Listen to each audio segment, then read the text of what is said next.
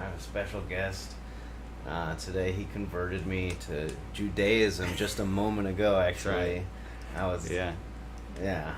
And this is Savell. He's a stand-up comedian in Hollywood, up and coming. Yeah, probably the best. Just to be humble, say that I'm sometimes second best, but most of the time number one. You are comedian. mostly number one, yeah. Most picked. For sure. That's why I had you on as the first guest. Of course. Because you want to put your best foot forward. So. Yeah. Yeah. And converting you wasn't that hard, actually. No, I'm open to spiritual things and ideas, so you were very gentle. Yeah, I knew it was your first time, so I wasn't gonna. I feel good about it. Yeah, you should. You should. Thank you. So I guess we're just gonna. You have some stories from growing up, and I guess we just want to hear like what brought you to where you are today. So just start wherever you like from the beginning and well, I've been thinking about it actually recently since you brought it up, like why do we like the things we like, like the shit that we enjoy. Yeah. We can curse on here, right? Yeah. Yeah, you can even do copyright infringement and shit on this on Twitch. But like, I've been thinking about it recently. Like, okay, so why do we like this thing or whatever? Why do we like this? And I realized, like, since I'm a younger brother, I'm the youngest brother. I don't know. Do you have siblings? Oh, okay, you're the baby. Yeah, I'm the baby. Just halves, not wholes, really. So really? Wasn't a real like sibling thing for me. Did your parents split up and then they had more kids? My dad had kids before. Oh. And then they split up, and then my mom had a kid. Wow. And then my dad had a kid. So. Is that's the proof that you're black?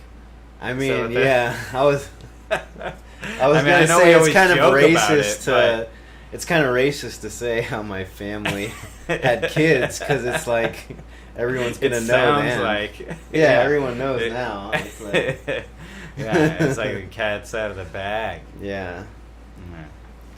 People forget I'm black, but it's okay. Go ahead. No, it's fine. I mean, well, that's what's amazing. You can be a black Hebrew Israelite and get on the street corner. I'm gonna get so many roles in Hollywood too. Dude. Yeah. How diverse is that? That's true. Red bones, Jews. There's probably only Jewish, 5 black. of us. Yeah. Maybe 5 to 10. There's like Lenny Kravitz. Oh wait, Drake. Drake, okay. I think he's. So there's a couple. There's some famous ones. Yeah, they've paved the way for you. Okay. So like you could be. So accepted. I'm not gonna be like a pioneer. No, but you'd be like second generation of accepted, which is still kind of unique. Yeah, it's still cool. Still cool. Still hip. Yeah, I'd say so. And you can claim like another minority status. Boom. I just like wearing the yarmulke. I like how it looks. I like how it covers up my missing hair. Because it's like, for when God tries to get in, it keeps God out, right? That's what the God does. God tries to enter in. Well, Jesus, not the real God. Jesus tries to enter in through the top of your head. So Jews developed this. It's like a barrier. It's like a holy.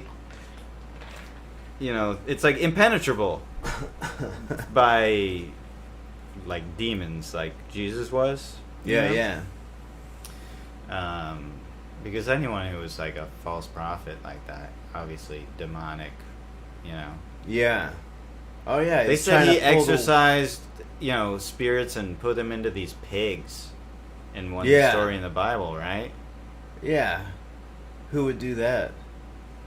A Demon. fucking demon? Yeah. Yeah. Oh, where do we put these spirits? Into the filthiest animal on the planet. Right. Yeah. That's what they thought. Which, by the way, I'm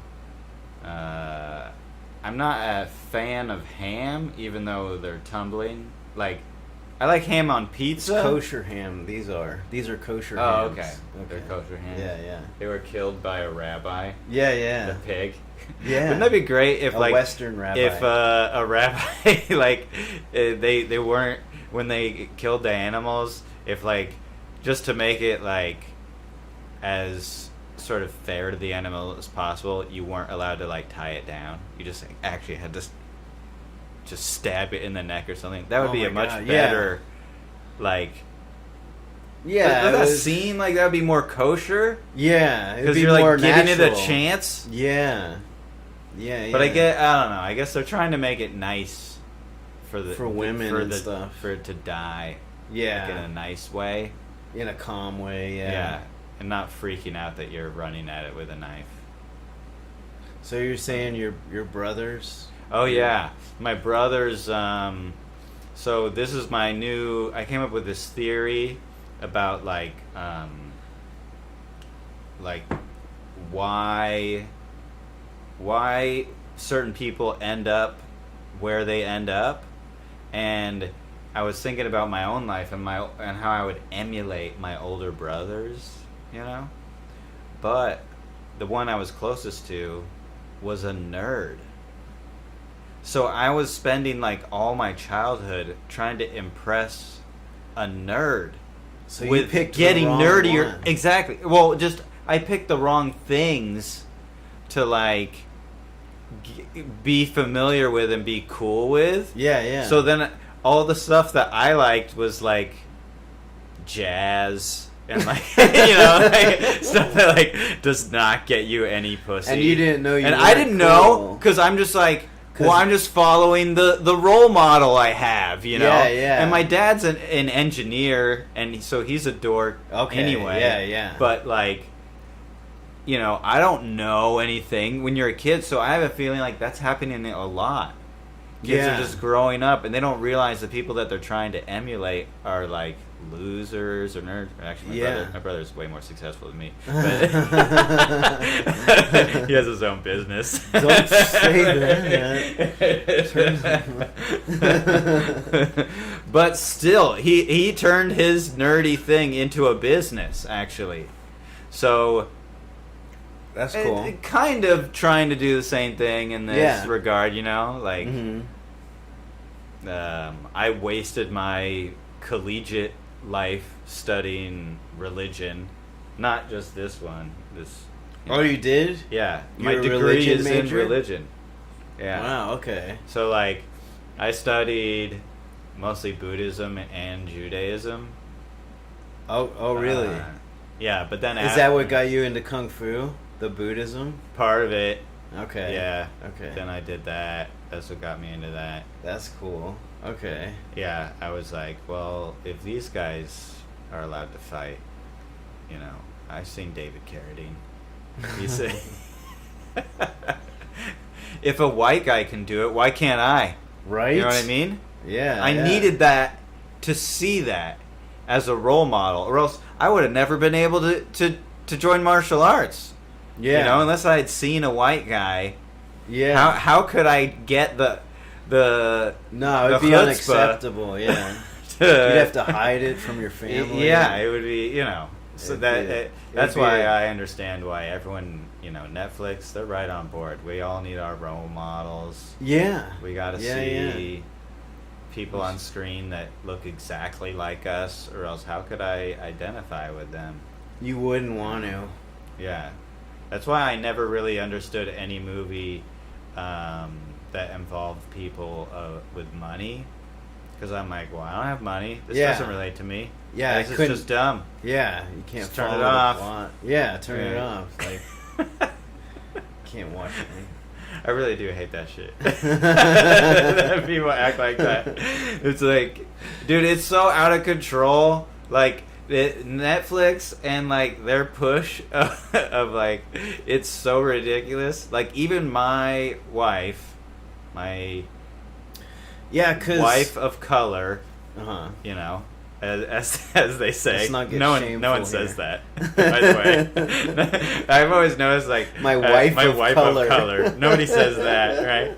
That's funny. There's a few places where when you add of color, it actually makes it way worse. Way worse. Yeah. Like it my already. Yeah, I don't like the sound of it. Period. It's dumb. Like nobody, no black people like that phrase. It's so dumb, but. You none? I mean, come on. If I was a betting man, you know, I'd say none. But I'm sure there's. If I were black, I wouldn't want to hear about it. No, I don't like hearing about constant Jew crap. Like, I don't like. We're doing it as a laugh because I never like do the crap on stage or anything. It's like there's been multiple comedians who came up to me. They saw pictures of my wedding. They were like, "You're Jewish?" I'm like, "I've known you for like 8 years." Like, like you literally like it's never come up. I guess. Oh yeah, it's yeah. Just like, I didn't know till like a year ago or something. Probably. Yeah, I just don't talk about it, and then sometimes I lie. Yeah. When people ask, I'll just tell them no. Yeah. Just to fuck with them anyway. Right. Yeah. And like, I also did that one time where somebody had my name wrong for like a year and a half of like me going to some open mic, and they were hosting it, and they always said my name wrong. I never corrected them, and then someone else did, and he was like, "That's how you say your name." And I was like, yeah. And he's like, why did you ever tell me? I was like, I don't know, I thought it was funnier. Like, not telling you sounded funny. Like, I just let it go. So wait, what were we talking about? Your wife? Yeah, like even she sometimes will be watching something on Netflix, and we're just like, oh, that's right. I made this point. I was like, okay, like I get, you know. Obviously, I don't have any problem watching people of any shade in any film. Yeah. But it makes it worse when you can tell the agenda becomes more obvious. Yeah. When they make it super intersectional, like intersectional feminism. Yeah. So it'll be like, for some reason, like. I don't have the exact number, but it's like 80% of like the black women on these shows are also dykes, and you're like, what the hell? Like, there's no heterosexual black woman representation for some reason. It's like they've all got to be like multiple things. It's like they can't be a minority. It's got to be a minority and they're gay, and then you're just like, dude, could you just maybe have a story where you have that person too? You could also have another gay character. You don't have to shove them all into one person. Yeah, I feel like film has always been pretty diverse. I mean, there's a lot of white people, but also there's a lot. They're the ones producing the films, of course. Yeah, but now they're just. It's like you can tell they're just putting it in to put it in. It's not associated with anything other than, and it doesn't have to be, but they're making it really obvious as like a marketing tool. Yeah, and it sucks. Right. When it's phony, it's like just make it diverse and don't make it so political. That's true. If you kept the diversity of the casting but didn't make the actual content agenda driven, it would probably still work, because you wouldn't really take that much note of the fact. It's like, you don't want to be thinking it. Right. It brings you out of the movie when you see, oh, this is obviously some fucking ploy. Like, even when... Do you remember... I don't remember the famous, like, Shakespearean actor dude. Kenneth Branagh, I think his name is. He made, like, a bunch of Shakespeare movies. And one of them... I think his Hamlet is really famous. One of them is Much Ado About Nothing. And Denzel Washington is in it as one of the... He's not a lead. He's like a supporting guy. But he's one of the major people in the movie as a character. Uh-huh. And he wasn't written to be a black guy. And you see him, but it's not part of the play. Yeah. So it doesn't even really. It takes you out of it for half of a second, and then immediately you don't even care. Yeah. Because you're just watching Denzel Washington act. Yeah, yeah. Like, but they don't do that. Instead, they change it and add all these layers to it. Yeah. And it makes it all like murky. Like, sometimes you can tell like a show was clearly, or a movie's clearly been rewritten after they cast it to be more diverse. Yeah. So like, there was one movie I was watching. I think it's called Project Power. Okay. With like Jamie Foxx is in it. Yeah, I think I've seen that. I have bad movie recall, but yeah, me too. Cause I've seen that. I just a lot of weed while I watch movies. Yeah, yeah. And then I'll be like, I'll just watch another movie that I've seen again because I don't remember it. But like, in that movie, it's like it's almost obvious that they had this movie made, and then they got Jamie Foxx on board, and they were like, we got to blacken this thing up. Really? Like, because it's like none of the names are like, they seem like way out of place. Like, they're not just like, yeah, okay, let's be racist and stereotypical and say that black people have tend to name their kids differently than other races do or something. Yeah. But it's like vastly, it's like Chad or so. It's like something ridiculous. You know what I mean? Where you're like, that guy would never be named that. And then like clearly this was like changed later. Oh, okay. And they just made him be the character. And then they added this other character, and we're like, oh, well, they're black, so why don't we make her dream be to be a rapper?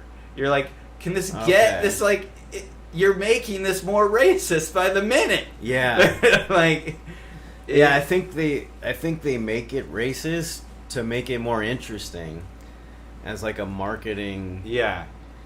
Well, I know they do that, but I think it works too. I think it does get some people to watch. I think it works.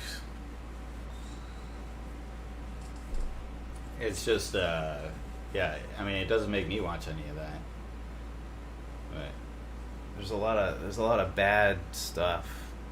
They're making a lot of bad they're making a lot of bad content, period. Content, yeah.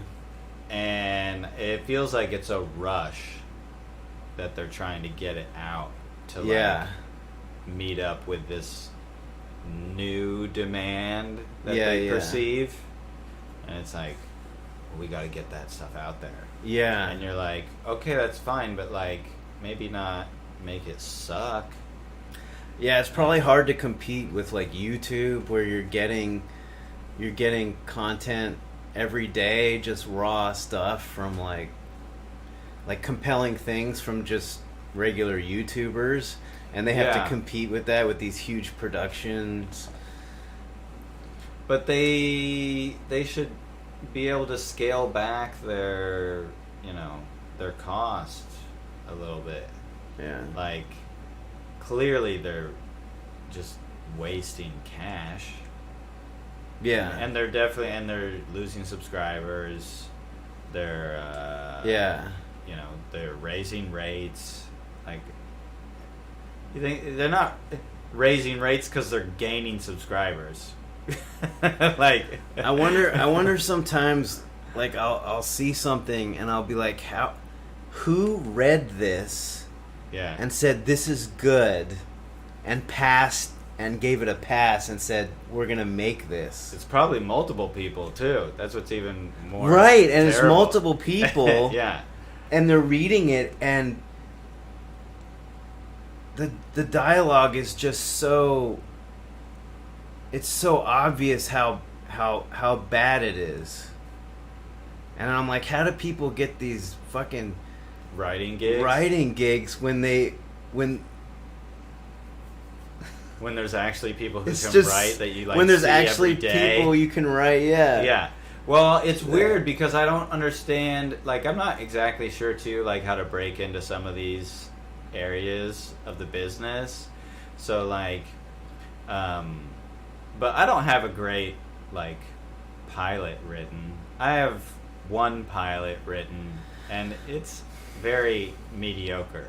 Yeah. But all it does is show that I could write one if you wanted me to. Yeah, I also have one, but I mean, the guy didn't like it when I showed it to him. He never got back to me. Oh, it was you actually got a meeting with somebody, or it was like... No, it was just a filmmaker that had just graduated. Oh, okay.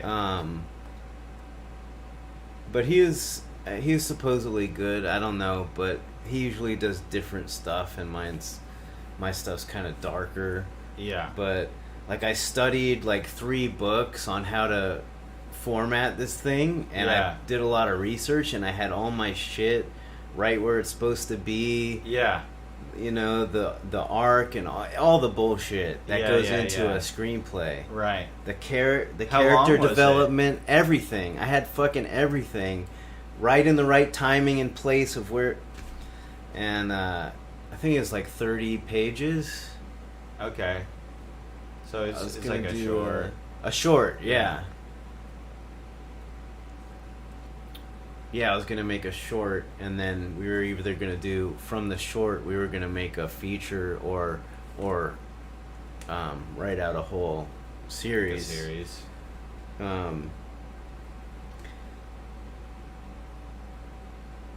But I'm like, I see this stuff, and I'm like, there's no way it's better than my pilot. Right. Like, and How I'm did not it get greenlit. I just, you know. You just pulled it I don't out know of what I'm doing. Yeah. And I just pulled it out of my ass. Yeah. And I'm like... And I'm looking at this shit, and I'm like, damn. It's remarkable. Yeah.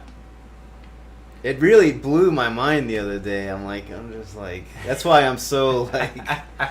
getting crazy about this. Cause yeah, I forget have a what I great was watching. idea, actually, for a feature that I've never written, but I have a great idea for it, and it's based on a real person's life.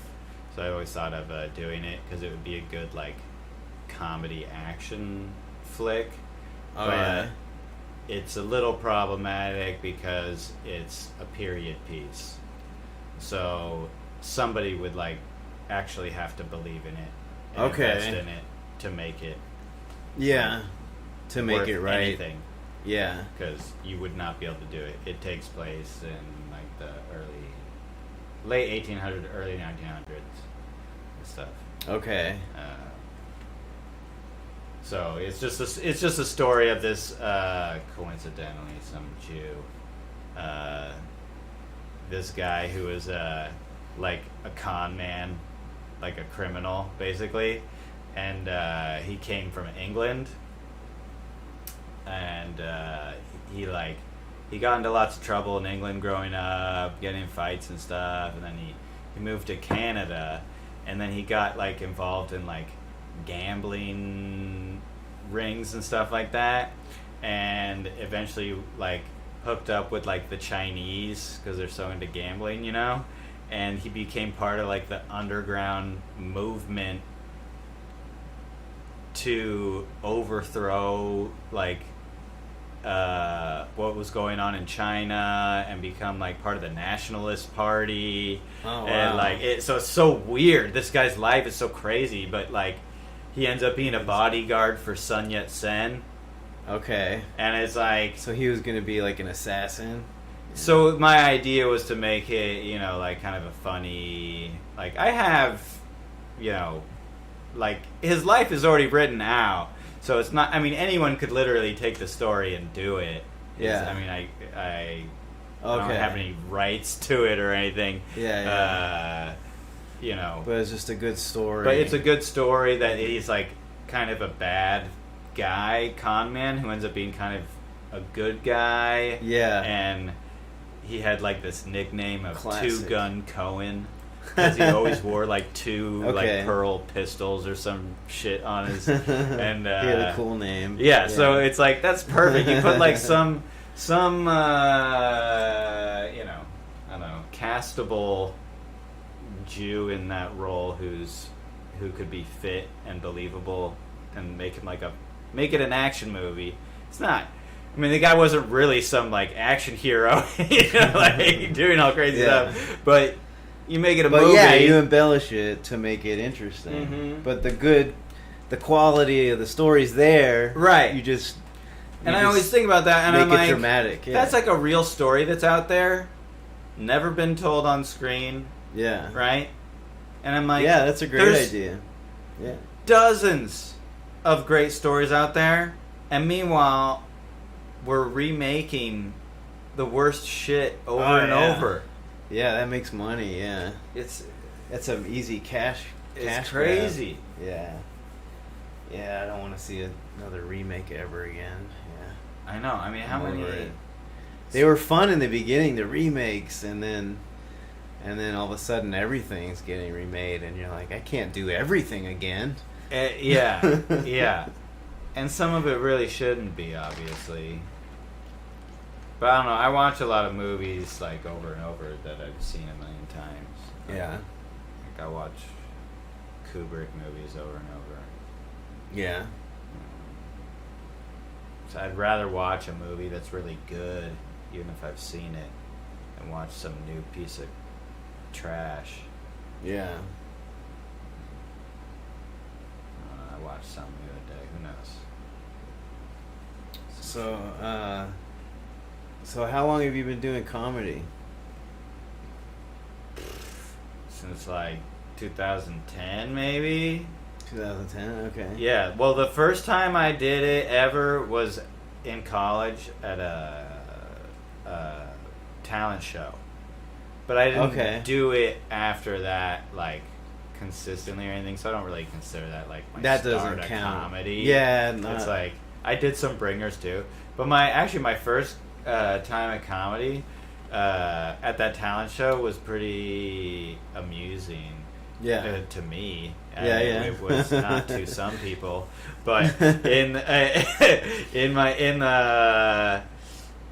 was like, okay, it was a talent show. So my buddy who was my roommate, he's like, dude, you like comedy? You're always watching comedy and stuff. Like, why don't you try and just write a few jokes and go up and do them for this thing? And I was like, why not? I wasn't really afraid of like public speaking. I'd done it before, Mm-hmm. And I'd given a couple funny speeches before. Yeah. So you had an idea. I had at least an idea, and I'd performed in front of people in like music and other stuff. So I wasn't like totally averse. Like, this is the first time I've literally ever stood in front of a group of people. Yeah. I'm sure some people's first open mic is just unbelievably terrifying. Yeah, right? Yeah.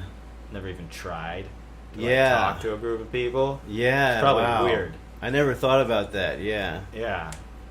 But I'd done it, and I don't know if I taught martial arts at that point, but that was a long time ago. But anyway, I only had like 4 jokes.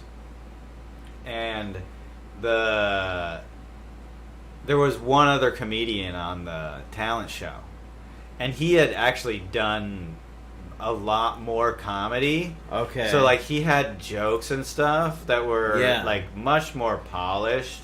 Yeah. And he was just overall a better performer. Like he probably did improv or something at the school too. Okay.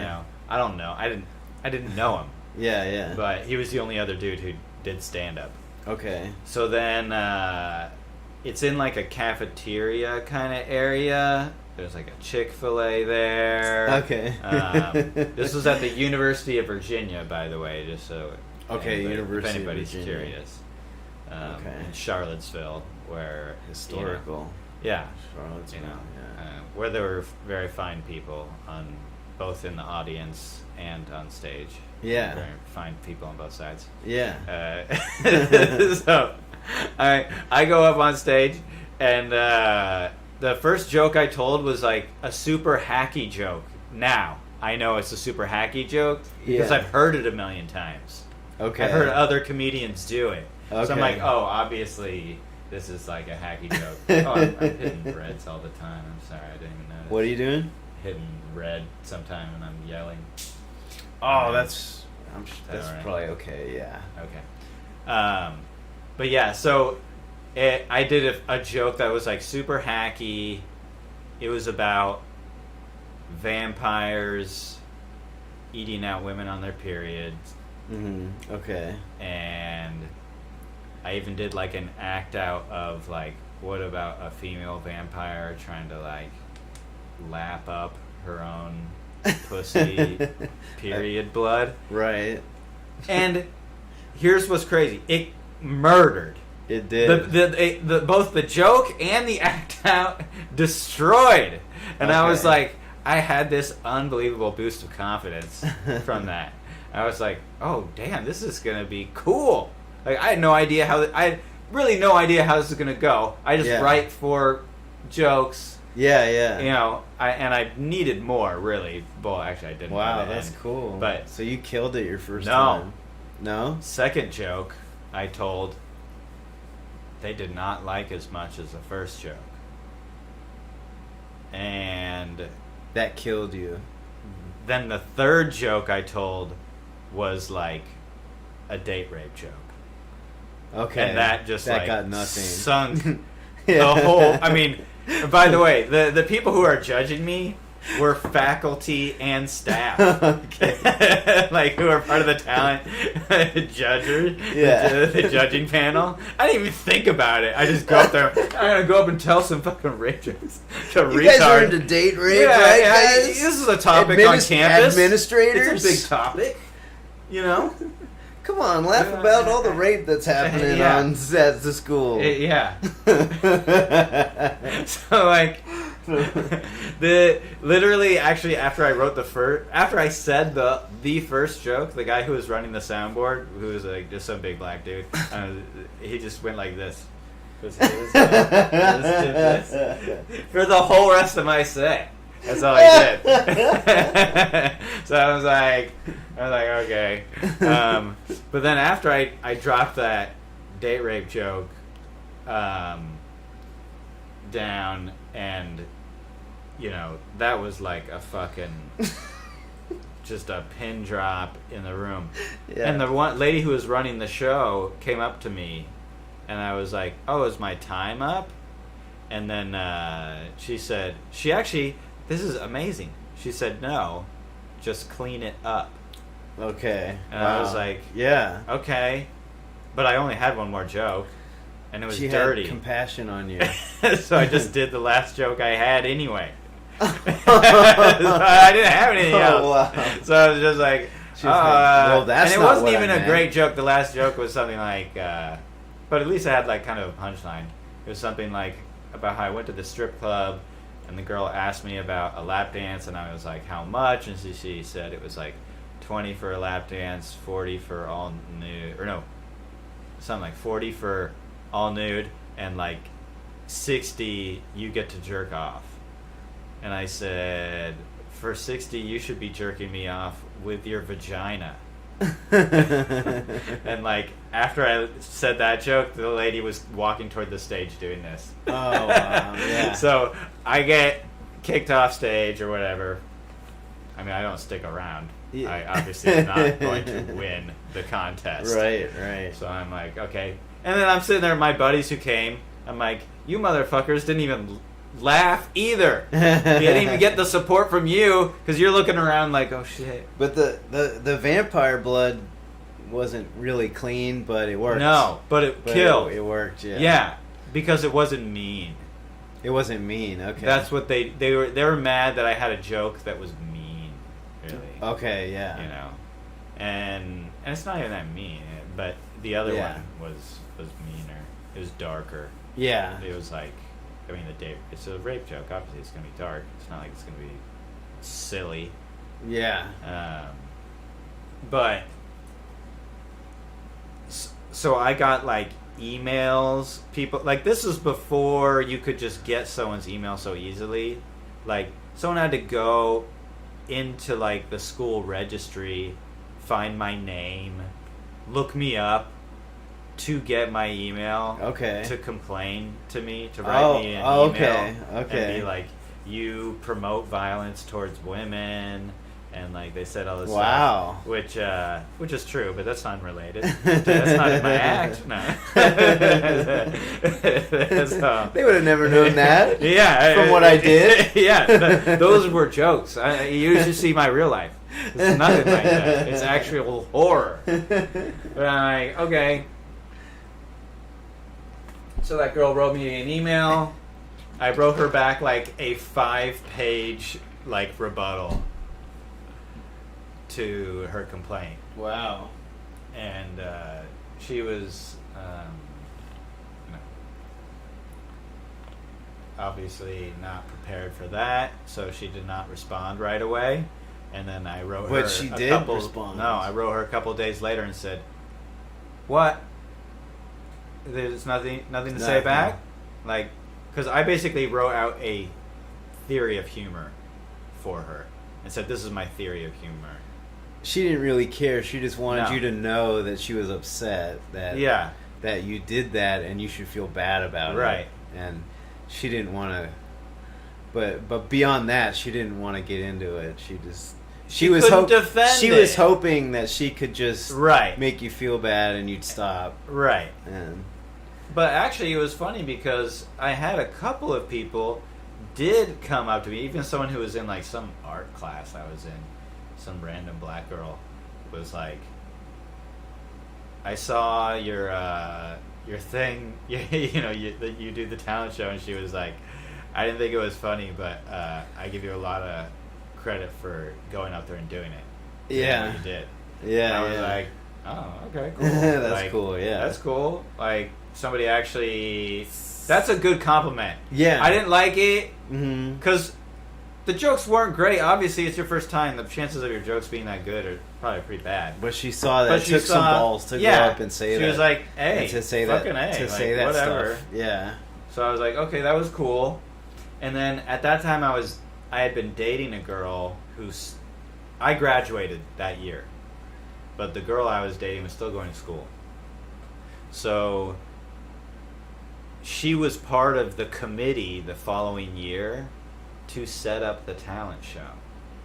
And she told me that they changed the rules of the talent show.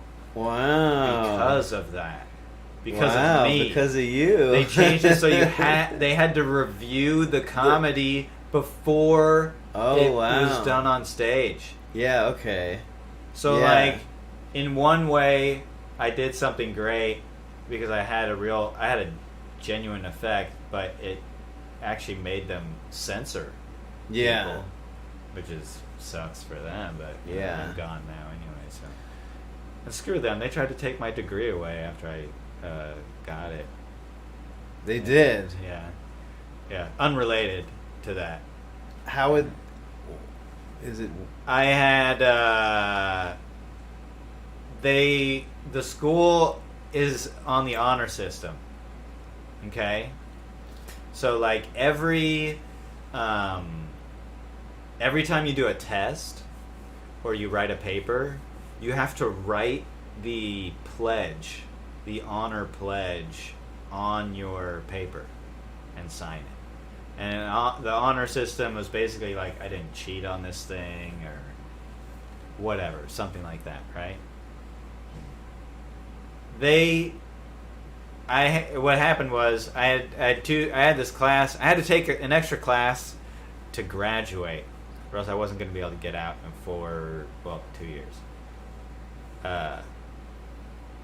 So at the last minute, I took a class that was, now this would be normal, but at the time it was unusual. It was one of the only classes that was videotaped. Like all the lectures were taped and were held in the library. Okay. So I couldn't make the class because my schedule was too crazy, so I would just go to watch the lectures in the library. So this class was the second class to a previous class I took. In the first class, I wrote a paper with a friend of mine that I got a perfect score on. It was a physics class. Write this paper. The second time I took the second class, they didn't say there were any rules about what you could write about. So I wrote about something similar and tried to use the same physics because I thought that the same physics applied. Now, actually, I was a little bit wrong because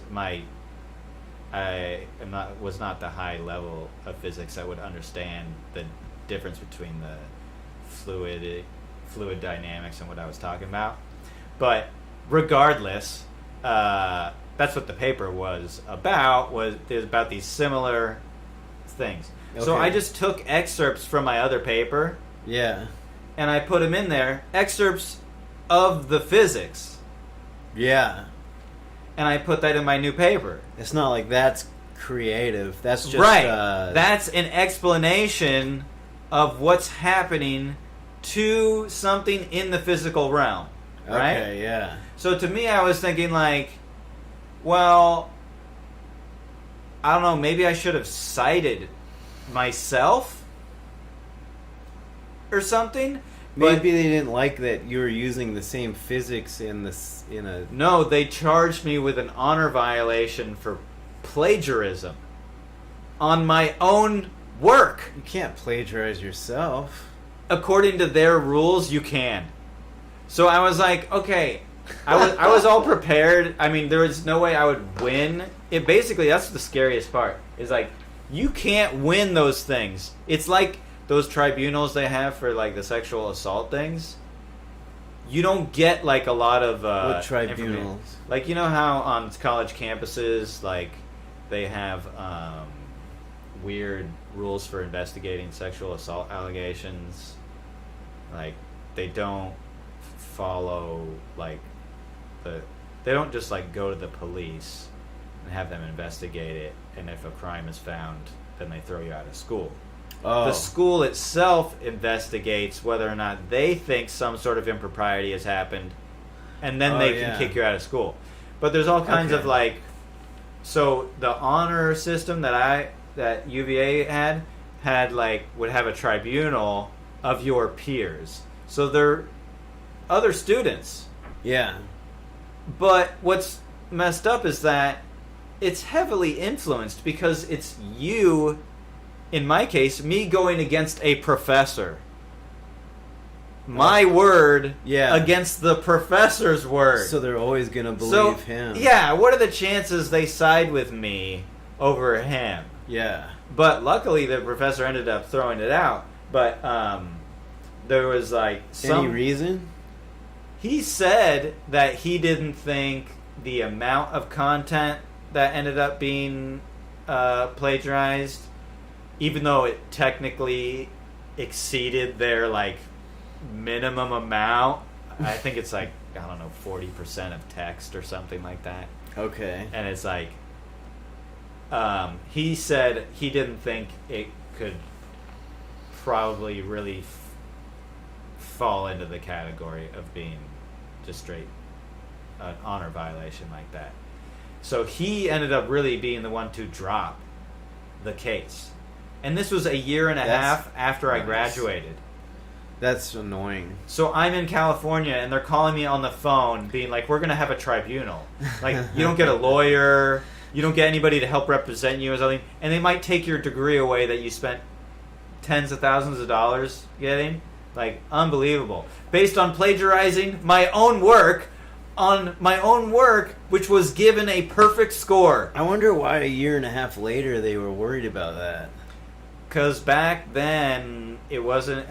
the technology wasn't the same, But this guy literally wrote a computer program to compare long strings of text, and he ran the last 2 years of his papers that people have given him through them, and it threw up like 300 honor violations of people cheating. Oh, okay. So the guy wrote this program to catch cheating, and I was swept up in that net. Yeah, okay. Even though mine was like, it's not really. Not only is it not cheating, I don't even think it should be a violation. Period. I don't think that if you gain knowledge in one course, and you go to another course and you use that knowledge, nobody faults you for it. So why, if I use the text, am I faulted for it? Because it's written and it's not in your brain? That doesn't make any sense. It's still the same thing. The content's the same. Yeah, I guess because it was in 2 of your papers. Yeah, well, the rule was you can't use the same paper in multiple classes. That's what the violation truly was, or what they're trying to claim the violation was. Right. And so in my case, the guy's basically saying it's not enough of the first paper to really qualify as a. I think they called it. It had a name, like a multiple submission. That was like the violation. Okay. So I was like, it was just retarded. Yeah. Ridiculous. Well, that's good you didn't lose your degree. I know, and it's an unbelievably pretentious looking degree too. It's great. It's like almost the size of your painting over there. Is it really? It's gigantic. Why? I don't know. I've never seen a degree that big. Well, the frame is about that big. The degree is a little bit smaller, but it's like still that's big. The degree is probably like Jesus this big. Why? Well, every degree is this big. It was, I don't know, because the place was founded by Thomas Jefferson, and it's old. They're still using that same paper. It's hemp paper that was left over from the Constitution that it was written on, or the Declaration of Independence, or whatever he did. That's funny. Yeah. But, so that was like my first time doing comedy. What were you going to do with your religion degree? Starve to death, probably. Yeah. No. That was plan. my plan too. I had zero plan. Like the only reason I studied it was because I was fascinated by it, and then after I was getting towards the end of my degree, and then you would like actually talk to, people I don't know, other people in the department or something to be like, what's your interest in it, and how far do you want to take it? And since I was studying Buddhism, it wouldn't matter any religion, this would be the case. But the guy basically was telling me, a master's degree is worthless for you, so just throw that out of the idea. Right. It won't do anything. Right. It could get you to teach at community college, but that's all you'd be able to do with it. Right, that makes sense, yeah. And it won't do fucking anything else, right? It's not... So he said, your only other real choice is to get a PhD. And then there's jobs. In academia, there's jobs. You could teach at a university. Yeah. You could write.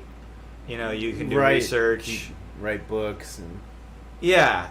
And that wasn't a terrible thing to me to hear, but the second part of it was. He said, but just realize that your interest in Buddhism in particular means that you're probably going to have to learn at least 2 more dead languages. Oh, wow.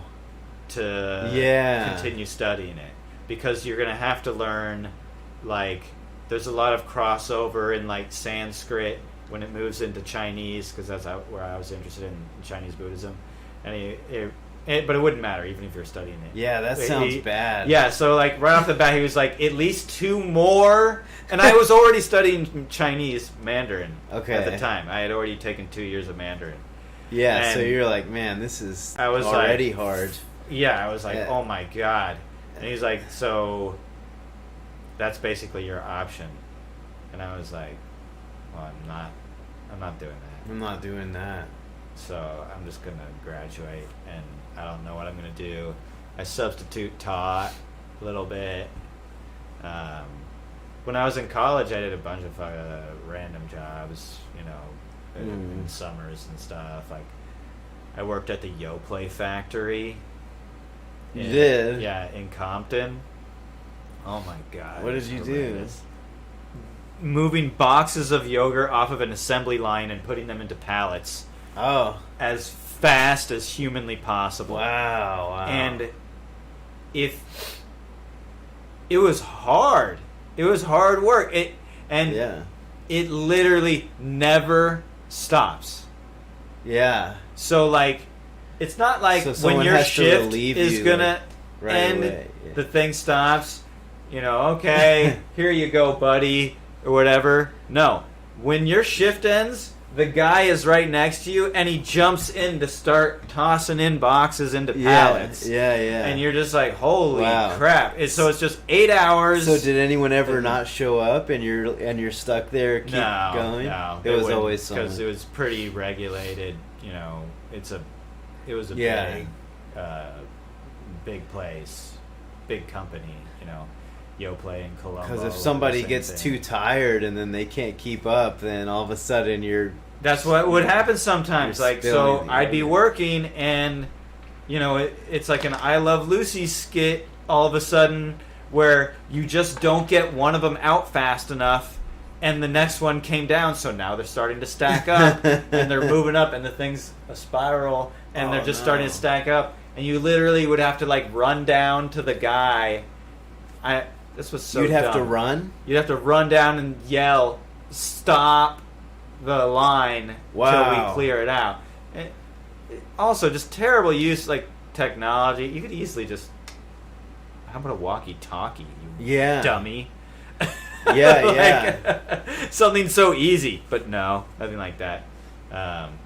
So anyway, that was like some terrible job. But obviously my religion didn't help me there. Religious studies degree. I remember actually when I got there. So that was after college. You did that was during college. I was during doing that. Okay. But the guy, like, I remember one time. This is when I knew there's something different about working in this place than some other places. The first question people ask me: do you have your GED? They didn't ask me if I graduated high school. Where was this? At the Yoplait factory. Oh. That's like when you would meet people and they'd talk to you. Like, one of the first things they asked me, like, do you have your GED? Yeah. I was like, yeah. I graduated and I'm going to college. That's the minimum, yeah. Right, because that's like the minimum. The minimum was the GED. GED. And like, but yeah, college. I mean, it helped me. I learned a lot. And they're not going to check, right? GED. They check. No one's ever checked my college stuff ever. I know. No one checks. So it doesn't even matter. No one checks. It's so dumb. I can't even believe people are still paying. My brother has kids, and he's like, I don't know what we're gonna do about college, and I'm like, what are you gonna do? Don't send them. Yeah. Like what? Unless it's doctor, lawyer, engineer. Yeah, I mean, very like, specific. Otherwise, like, what do you? Unless it's absolutely necessary to the profession that you plan to go into, then you are doing it recreationally, and that's how you should think about it, probably. Yeah. Because when I did it, and I was in college, I guarantee you, because I was in there to genuinely learn. I mean, I was really interested in religion. I spent all day reading text. Wow. That's why I hate reading now. I don't read anything anymore. Okay. Don't read. It's bad. I don't know, but like everybody says reading's good, you know. But like, but I hate it now because I had to read so much. You got burnt out. It was terrible. Yeah. And I have like a little bit learning disability thing of like transposing letters and stuff. Extra challenge. It would suck, and I would just hate it. But that was the nature of the business, so that's all I did. But you still enjoyed it. It was very fascinating, and learning about it. I know I enjoyed it because I didn't stop learning about religion after I left college. Probably what's the most interesting is how similar religions are, and like you'll see the same things in other religions, and you'll be like, I would equally say it's as interesting to see how different they are. Yeah. Because that's something that people would often assume. They'll say things like, I mean, I would hear it a lot when I would just tell people I would study religion. They'd be like, well, all religion's basically the same, right? It's like we all... And I'd be like, no. Yeah, they're They're crazily different. Yeah. Yeah. Like, they may have some similar behaviors. Yeah. And there may be some human traits that are constant throughout, but there's like a hugely different worldview if you are Muslim than if you are Hindu. Right, yeah. Which explains Pakistan and India, the conflict. Yeah. There's not, like... There's no getting along. It's complicated. It depends on the types of religion. So people will be like, oh, all religion is the same. And I'm like, oh, really? They're all the same? Well, Jews don't even believe in a heaven or hell. Yeah. Is that the same as you? But Catholic? Some of the stories and some of the supernatural stuff can be the same, and it's like... Well, a lot from the same region. Where does that come from, you know? A lot from the same region will have similar stories. Yeah. Because there'll be, like, prototypical stories that have ballooned in the region. Yeah. So, like, there's stories in Islamic text that talk about, like, Alexander the Great. They refer to him as a Muslim. Oh, okay. And it's like, well, no. He was he was a Christian, or he was just a Roman. He was a Roman. A Roman. So he probably believed in all kinds of gods. Yeah. But like they refer to this guy, and it's someone who is known with these two horns, and like everybody knows it's Alexander the Great or something like that. I think that's what it is. But it's just one of those situations where it's like a story from something else that was happening at the same time that another group was privy to, and they just used it for their own thing. Yeah. Same thing with like, the Epic of Gilgamesh or whatever in the Great Flood. There's like, that's like easily seen as transferred through a handful of cultures, and like, the Moses story and character is seen in a bunch of different ancient Egypt stories, and it's not historically, like there's no real archaeological evidence for the Jews' exodus of Egypt and the enslavement there, like because that I was watching something, and that story was like much older than the story of Moses. There's been many stories of people who were enslaved, being freed by a supernatural help, and like that's what's so funny is that like people just like there's a number of things that go cross cultures that are like it would make sense if you were a slave. Yes, if you're a slave, you have nothing and no power. Yeah. So it's like the world or nature or something like that has to do something. Has to intervene right, to free you, because that's true. right? What other explanation so when is you're there? a slave, you look at that and you're like, oh my god, this is... Yeah, and This is there's nothing else you can look to for help. Yeah. Because what's going to happen? A conquering force come in? Well, they're going to enslave you too. It's not like they're like, now you guys are free to go, but we're just taking these guys. Oh, no. you guys are rich now. Yeah, we're giving all their stuff we have to a you. policy. Yeah, we're really cool Mongols. Yeah. We're like this new brand of Mongols that, like, when we come in, we actually redistribute wealth. Everything's equal We're with sort of us. socialist Mongols. Yeah, we're socialist. Yeah. Socialist Mongol Socialist Empire. Mongols. Everyone knows that.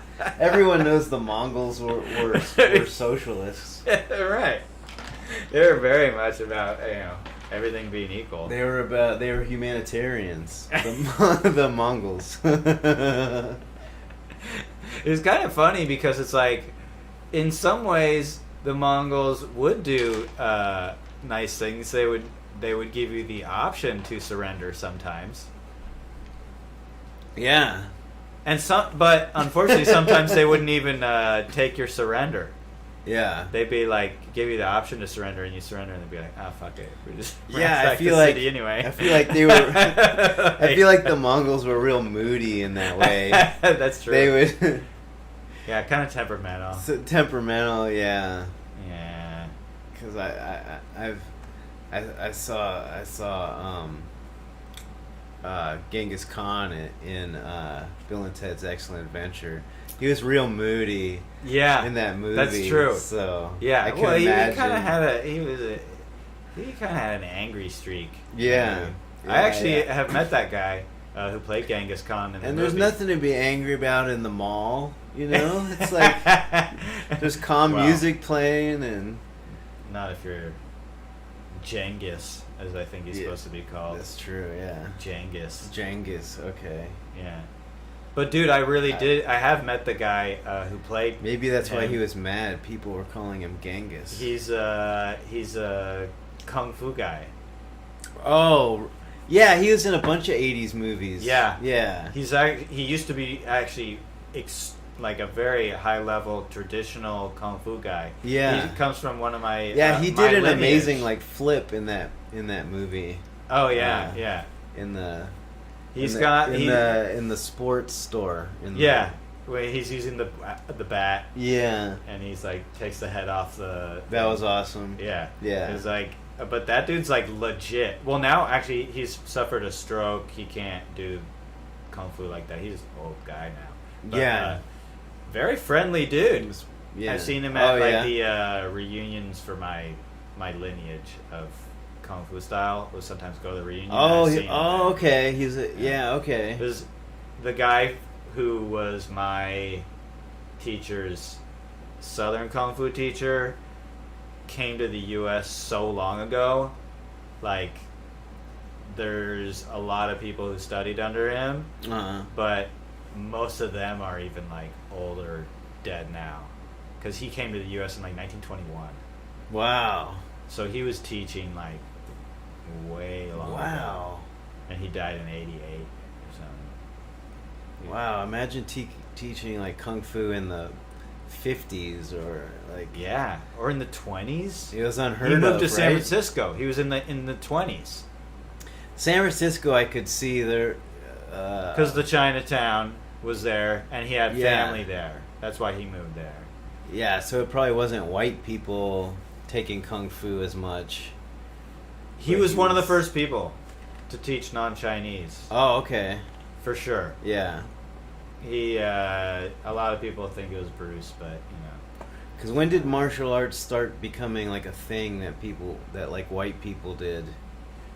It actually started more with Japanese martial arts, like judo and karate. Yeah. From American servicemen who were in Japan overseas. Oh, okay. So they were bringing it back to America. Okay, yeah. And it was getting popular, and the Japanese immigrants also made it popular. And then Kung Fu didn't get popular until like more into the 60s and the 70s because of the movies. that came out. Okay. Kung Fu movies started becoming popular. Right. And that is like what people were like, what the heck is this? This is different. It's not like the other stuff.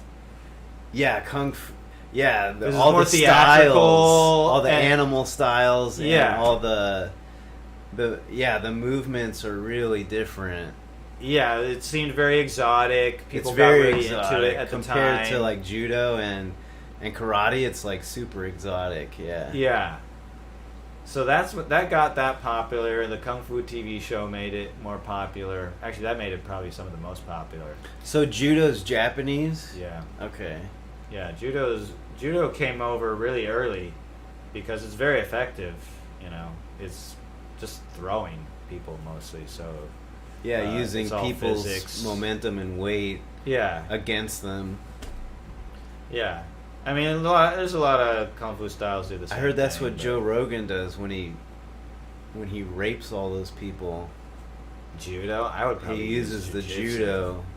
Judo to throw him down. Jiu-jitsu to hold him down. Oh, yeah, while someone else rapes him. That's right, yeah. You know? Yeah. Allegedly. I don't know. Nicole said Alex Jones has some gay stuff on him or something, where he was Rogan. doing gay things in Vegas. There's rumors about Rogan and gay stuff. And it's like, but it's kind of hard to avoid rumors about gay stuff, almost if you're famous, period. Yeah, yeah. Definitely if you're like hyper masculine. Yeah, yeah. People just assume. So I don't know. Yeah, yeah. I've met him a couple times, and he was a super nice guy. I assumed he wasn't trying to fuck me. Oh, you've met him a couple times? Yeah, just like smoking weed in the Comedy Store or something. That's but cool. Nothing like, not like yeah. we're dabbing up each other and like, hey, what's up, dude? Yeah. It's like, no, here's a joint. Pass it. But yeah, because when I hear that, I'm thinking, oh yeah, he likes wrestling a lot. That's what I think. I'm like, yeah, any closeted gay that likes wrestling. It wouldn't be a bad avenue. If you're gonna be a closeted gay dude, just wrestle. Wrestle is definitely gonna help you. Yeah. Hey, you're gonna be able to take advantage in ways that like. For later. Yeah. Spank bank. Yeah. Which you don't get to do in ever, right. other sports. I mean, we would spar a lot, my style doesn't go to the floor, the styles that I study very much. Okay. But we would do a lot of stuff like where you're trying to manipulate people's joints or throw them. Yeah. Stuff like that. So, I can understand being up close to people and being all sweaty and not being turned on by it. But I could definitely see how if somebody was, that'd be a great way to get it. It's like being a scoutmaster and you're a pedophile. Yeah. Like, this is perfect. Yeah. Like, you can't ask for better. Yeah, they're like forcing you to do, And then you gotta, like go touch that guy all over. Go touch him and throw him around and grab him real tight. And then they teach them knots, with bedposts. Oh yeah, and that's how they teach them how to do knots. Yeah, the Boy Scouts. The Boy Scouts.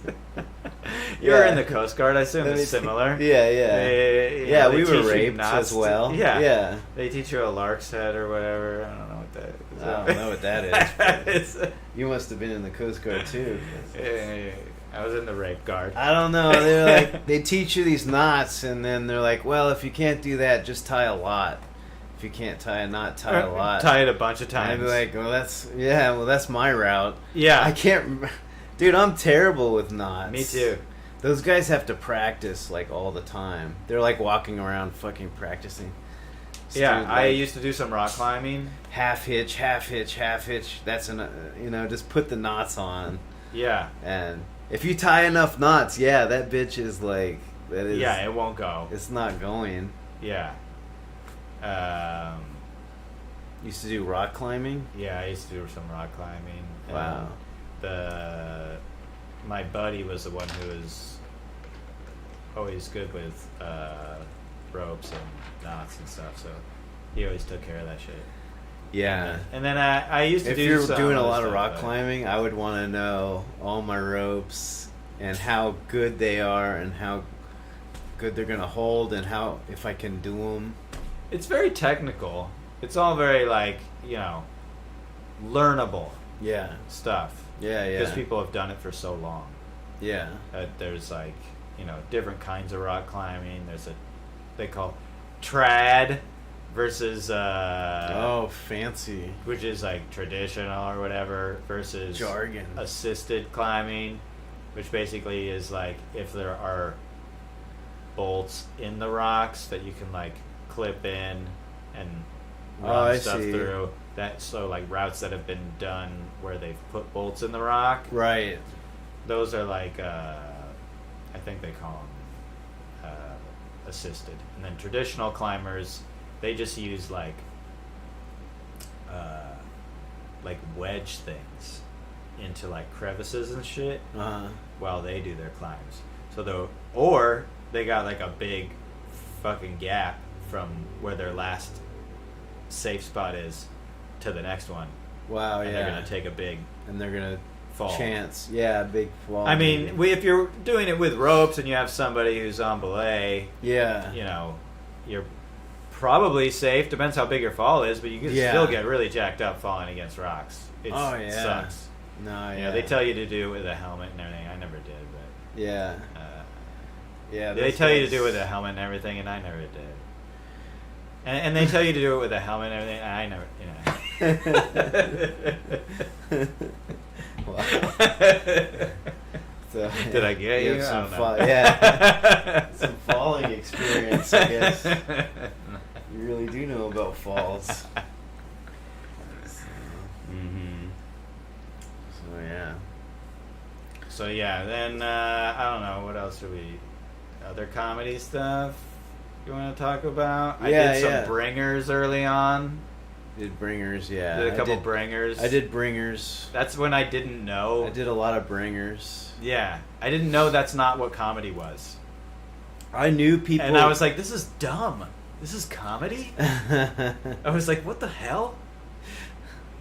And then later you people just were thought like, it was dumb. yeah, I was like, is this how it works? What did you think? Oh yeah. I don't know how does it advance? How does this go anywhere?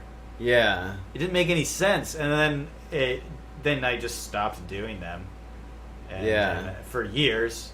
And then I went back into comedy by doing open mics, and I was like, oh, you like do open mics, get good, meet people, network, get on shows, Yeah. then get seen. Yeah. Yeah. It's like, it's a long process. Yeah. Like, for anyone, even if you're a freak talent, yeah. I think it's long. Now I think it's still hard, even if you're a freak. Yeah. But No. if yeah. you're a freak, it sure as hell helps. It But, helps. like, it's hard to know what certain bookers like. Yeah. Even, I mean, it's not like you can just be like, don't be controversial, you'll be fine. That doesn't necessarily work. No. It's like, No, it's so they're very particular. Yeah, everyone Like- has their own things they don't like. yeah, so it gets very difficult to like craft your material They around even people. Yeah.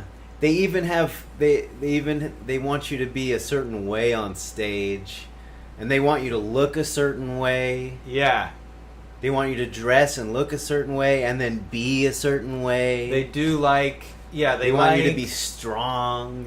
Yeah, and they like very like. Well, it depends. It depends on the bookers, but a lot of them will put charisma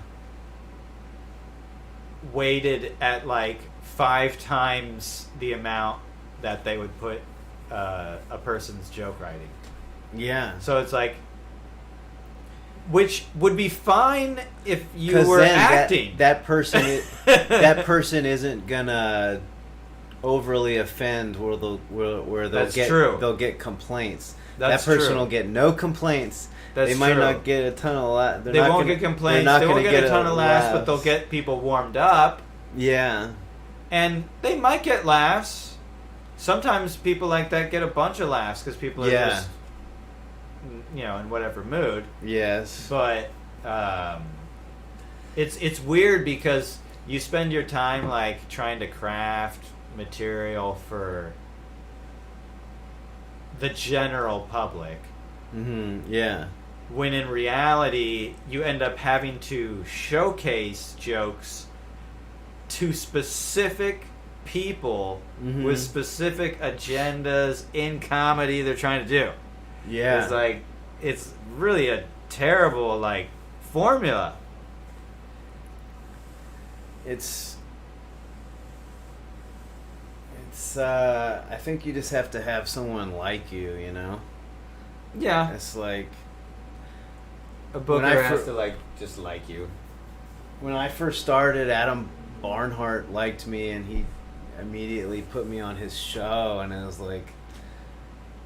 That was so nice. It's like... Otherwise, you're just grinding, hoping one day. I mean, someone does have to like you, but yeah, I mean, you're just hoping. Eventually. Well, you hope your material is essentially that you craft material that is so undeniable that it does not matter, right? What the agendas are. That the room will end up being so infected that the booker can't deny it. Can't deny it because they will end up getting infected by it. Yeah. But I do think it's smart if you know a booker likes certain stuff. Like now I know such and such booker likes just potty mouth. Like potty mouth shit stuff, humor. Yeah. Oh, okay. Well, I'm gonna load up on it then. Yeah. When I go to perform, because now I know something about you. Like Rita loves silly stuff, right? Yeah. And so everybody's got their taste. Yeah. So it's like, yeah, it is complicated.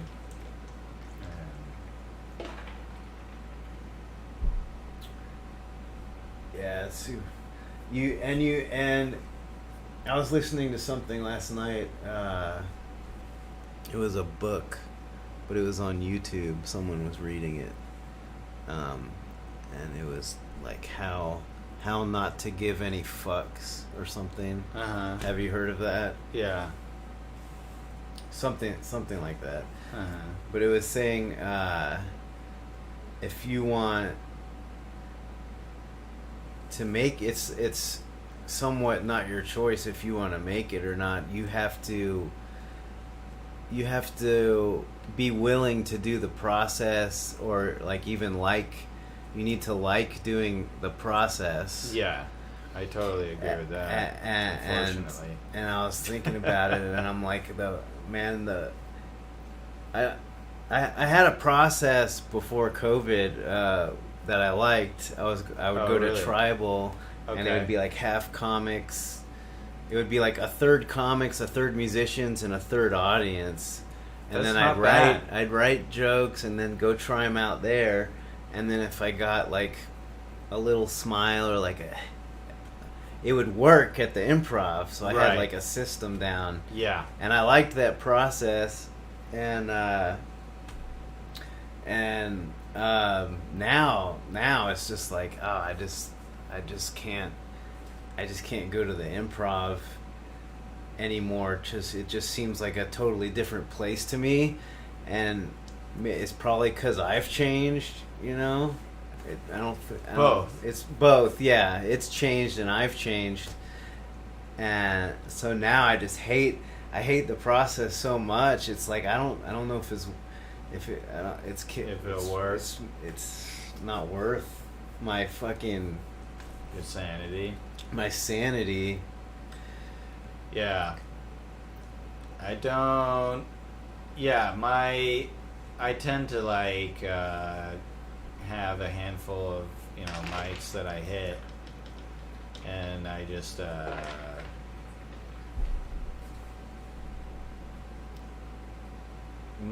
I try to utilize them in ways that make sense, because my mic could suck. So you gotta like try and use it in a way that actually improves you in some way. Right. Because you kind of know what you're getting into with each mic. Yeah. You know it's going to work where. And so you don't even bother doing what you have here, and you don't do what you do here over here. Yeah, unless I'm trying to test it, like, to super test it, can it branch out? This, like, which I do a lot actually. So like I'll do, and I used to use Litterbox for this a lot. And I would just like, okay, well I'm gonna try my most riskiest, jokes here, and if they get any sort of response, then I'm gonna try them at this place. And but now I kind of have like gained the confidence where I don't care if I'm gonna bomb anyway. Yeah. So like I'll go to a mic that's not that friendly and still just do the unfriendly material anyway. And see if it works, and if it doesn't, it just fucking bombs. I'm like, okay. I can kind of tell. I can still kind of tell if there's something there. Yeah. But yeah, I'll do that with like Fanatic, the Thursday one. I'll do jokes over there because there's a lot more girls go that mic. Yeah. And so you'll try. I'll try edgier stuff. Yeah, that I'm trying to like get across to a wider audience. I don't know that. I think it's outside. So I'll like try, riskier so you'll try stuff. Something risky there. Yeah. And it's kind of like my home court since I host a mic there the next night. For sure. So I have like what's gonna happen? No, that place is easy. Is somebody gonna lose their mind? Yeah, no. Like it has happened. Actually, just 2 Thursdays ago, somebody full on lost their mind and was smashing the that's right. The freaking chairs into the ground. These an two, autistic person. an autistic and a tranny came in there. Yeah, and they were busting the place up for reasons unknown. It made no sense. They were high or something, maybe, or Tommy said they were very drunk. Drunk, okay. Which I could see, but it was like, it was very strange. The trans woman was just a guy with a wig and a boob job. Yes, it was like no hormones, just a beard going, and dude, it was like I'm telling you, like your body type almost. Almost like the same structure, like size. Maybe he might have been, I don't know if he was even thinner than you. He might have been like the same body size. Okay. And like, but just with fucking tits and a wig, and not a good one. Not one that was like put on by someone from RuPaul's Drag Race. It was like just thrown on the way out of the house or something. It's terrible. Oh my gosh. And then they both shit on all the comics and then bombed. That's my favorite. When a comic goes up, shits on the other comics before him as though they're not sitting there, and then just proceeds to bomb also. Yeah. You're like, okay.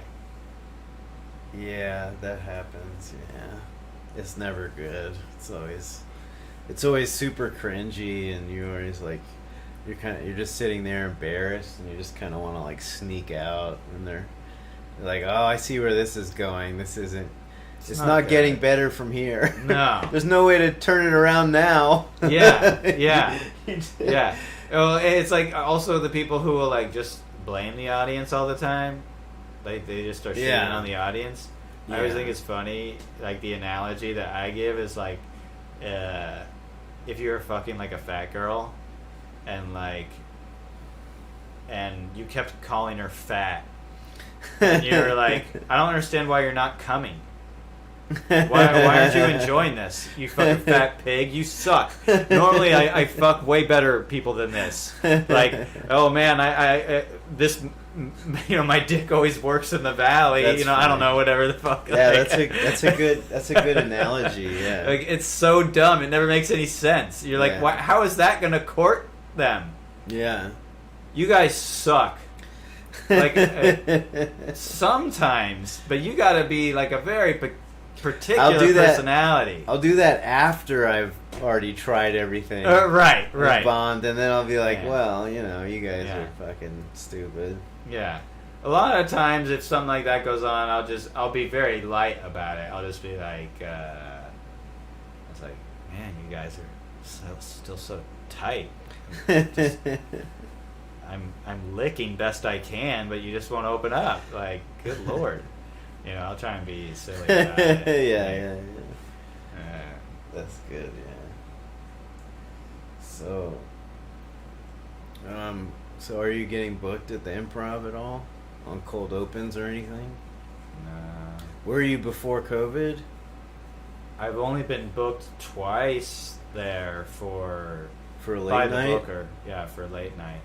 And and now they don't even do that. Yeah. It's Same like- here. I was booked like 2 or 3 times for a late night. She never watched any of them. She watched mine, and I made a joke about how late it was and how there's only 7 people in the audience, just to kind of, I did it to disarm everyone, because that's what we're all aware of that. Yeah, and I'm the last guy. I was the last guy. Yeah. So yeah, you almost have to. But of course, Rita didn't understand that, and she thinks that I was being ungrateful. Right. I'm like, Yeah. yes, that's exactly it. Yeah. I went up to be ungrateful. Like, Right.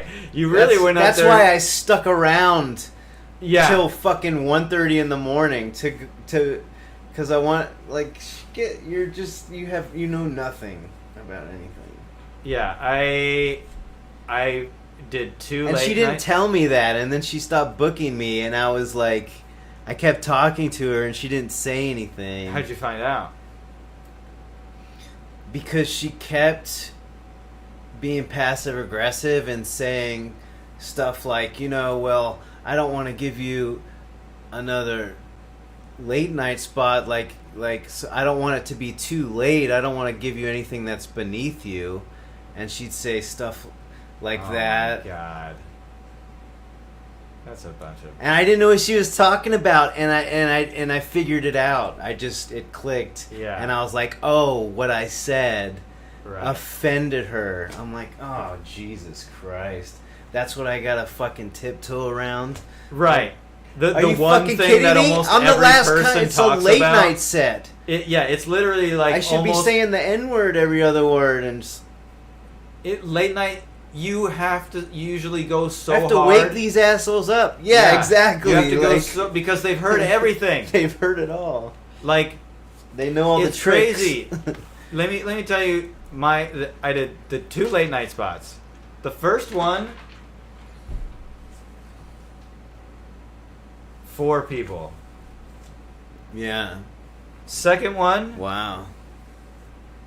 2 people, Wow. other than the people who happened to be friends of mine, Yeah. who had just left the Hollywood Palladium from like some heavy metal concert, Wow. and happened to be in the area, and they never come to my shows. You know, your friends never come to your shit. Oh, yeah, Especially yeah. not like 1:30 in the morning. No, yeah. They come out and wait and watch me for 2 minutes. Okay. Or whatever, you know what I mean? So they just happened to be around. There's like 6 of them. And they came in, Oh, nice. sat all the way back in the corner, and I'm like, still didn't get booked again. I was like, wait a minute. I actually brought people here. Tell me other comics that even did that. Did they bring anyone to the cold open? No. It's just they're cold opening for the show. The show is what's got it. Yeah. I brought people to a late night set, and you didn't even book me again? It's crazy. It's like, so whatever. I was actually thinking of asking her sometime, just being like, you did book me before. Like, I'm just That's curious. what I learned from what happened to me. You have to go be very annoying. Like, and say, hey. I walked up to her just 2-3 weeks ago, and because she wouldn't tell me. But if you keep asking her, it'll start coming out more clear out of her mouth what her fucking problem is, and then she booked me again. Fucking man, it's so stressful. Yeah, and it's stressful to go in and perform, and yeah. You know,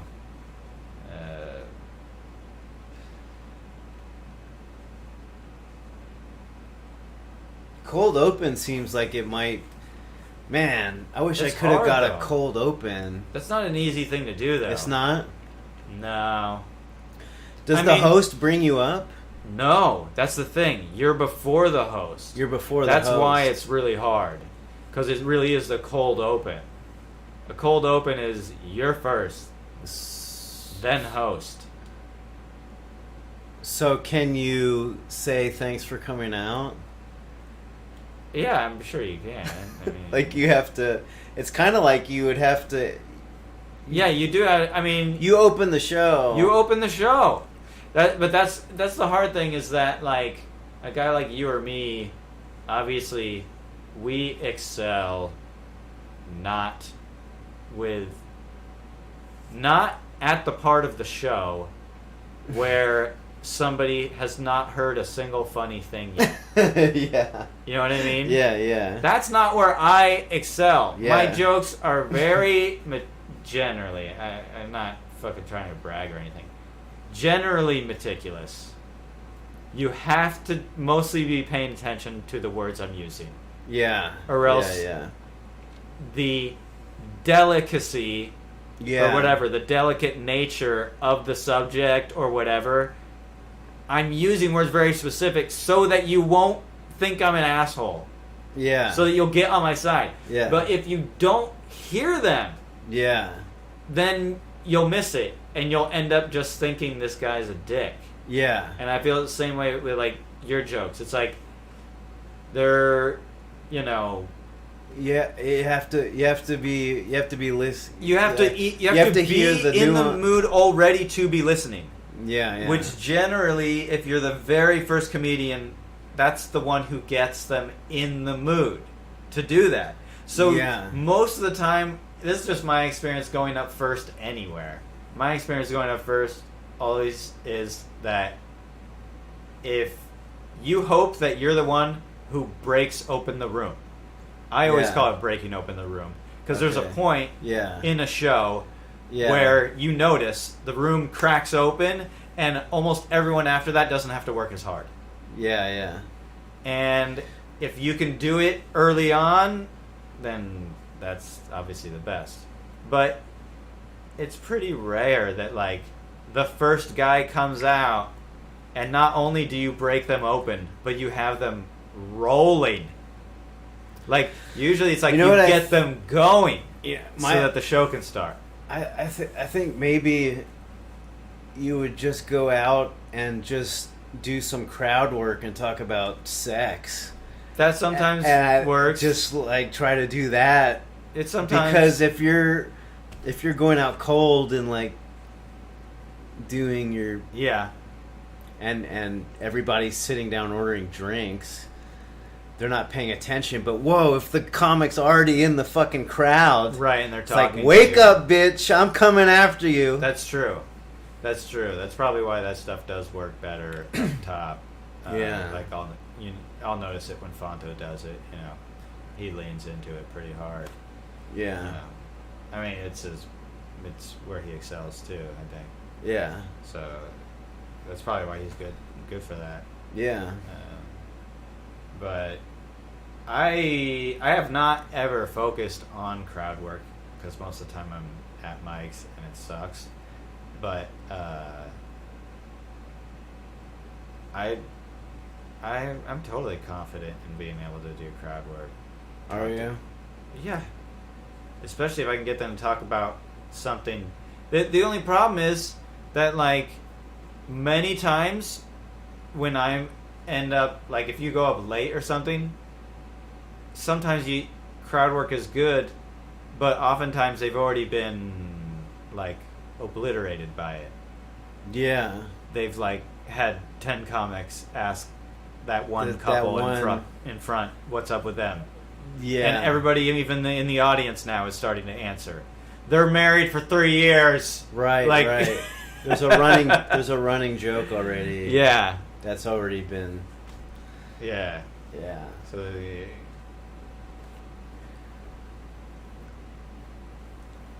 But yeah, it's.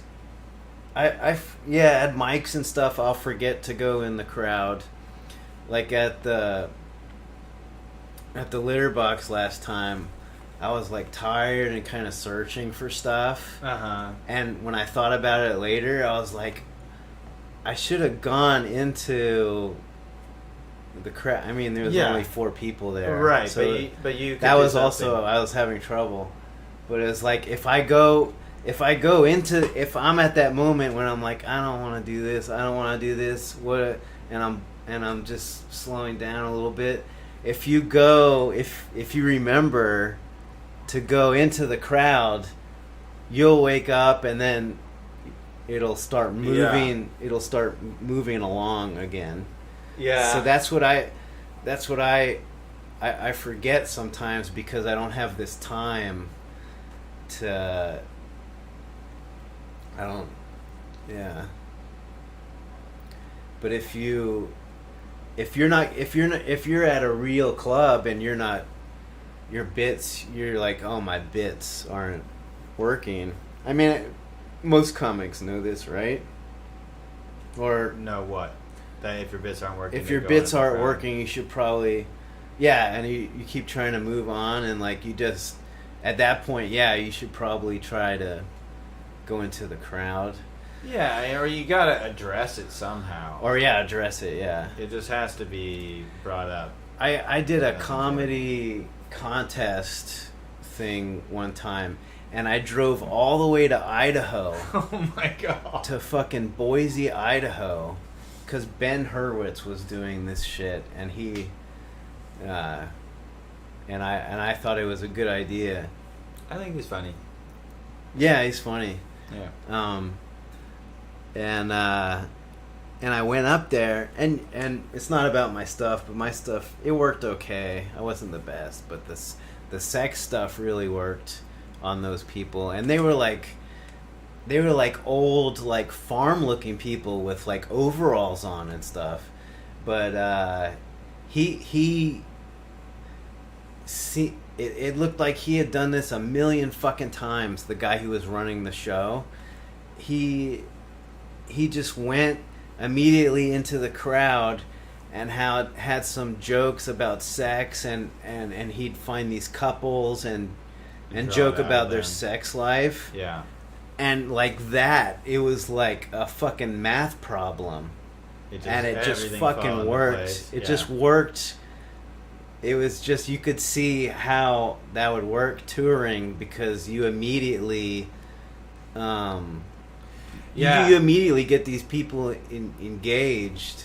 Yeah, my impulse is not to do it, and I know that impulse is snobbery. I don't want to do it because I know the jokes are good. You guys are being uptight, and the fact that I can trick you by telling a couple sex jokes and now you're all into these other jokes just shows I know, like, how pathetic it is. And it makes you feel bad. Yeah. And that's why I hate it. I just can't. I don't want to do it. Yeah, it's hard to do it, but it might be one of those things you just got to suck up into. At a club. Yeah. Norm Macdonald would just bomb for an hour. He wouldn't. But he would also talk to the audience. He would talk to the audience and try and, you know, I know that was his big thing, was like, I just want to be able to have enough content so I can talk to the audience, and literally any subject that comes up, I'll have something to say. Wow, yeah. He said that one time, and I was like, that's pretty much actually the way I think a lot of comics would like their stuff to be. Yeah. I don't think most of them aim for that. When you do that much time all the time, you can do that. Yeah. Because you have all that material. Yeah. So there's so many topics in all that stuff. Yeah. It just, but I'll notice it makes me want to do more crowd work. Because I'll notice when, and I notice it now that I do like more hosting, like how many jokes I have about the same subject that somebody else has.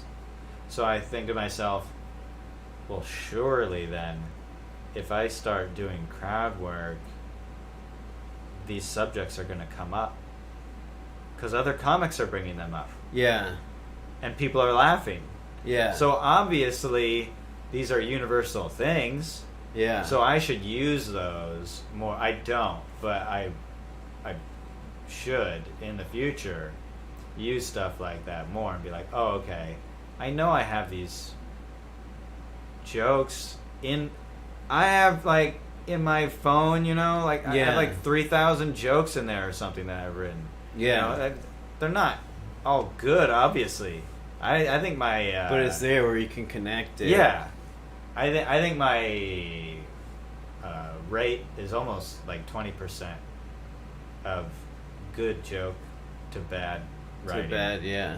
Like that's pretty good. Pretty high. 20% is pretty good. I think it's pretty high. Yeah. Because I feel like I'm at 5 or 10%. It used to be lower. I have a sure. lot of just writing that's just like. Well, I eliminate more ahead of time now, I think, than I used to. Yeah, you can see it. So my percentage is a little bit up. Okay. But I think that if you're at 10 or 15%, you're actually pretty good. Yeah. Like, and I'm not saying like I'm a 20%, like it's just like all the time. I'm just saying like when I look at my jokes, I go, okay, I got this many jokes on the page.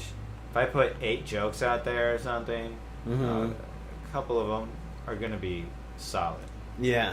Throughout that mic or whatever. Right, yeah. And I'm like, okay, cool. And at least I got those. Yeah. But there's fucking like, 2,000 shitty ones in there too. Yeah. But sometimes they come up and you're like, oh. Yeah.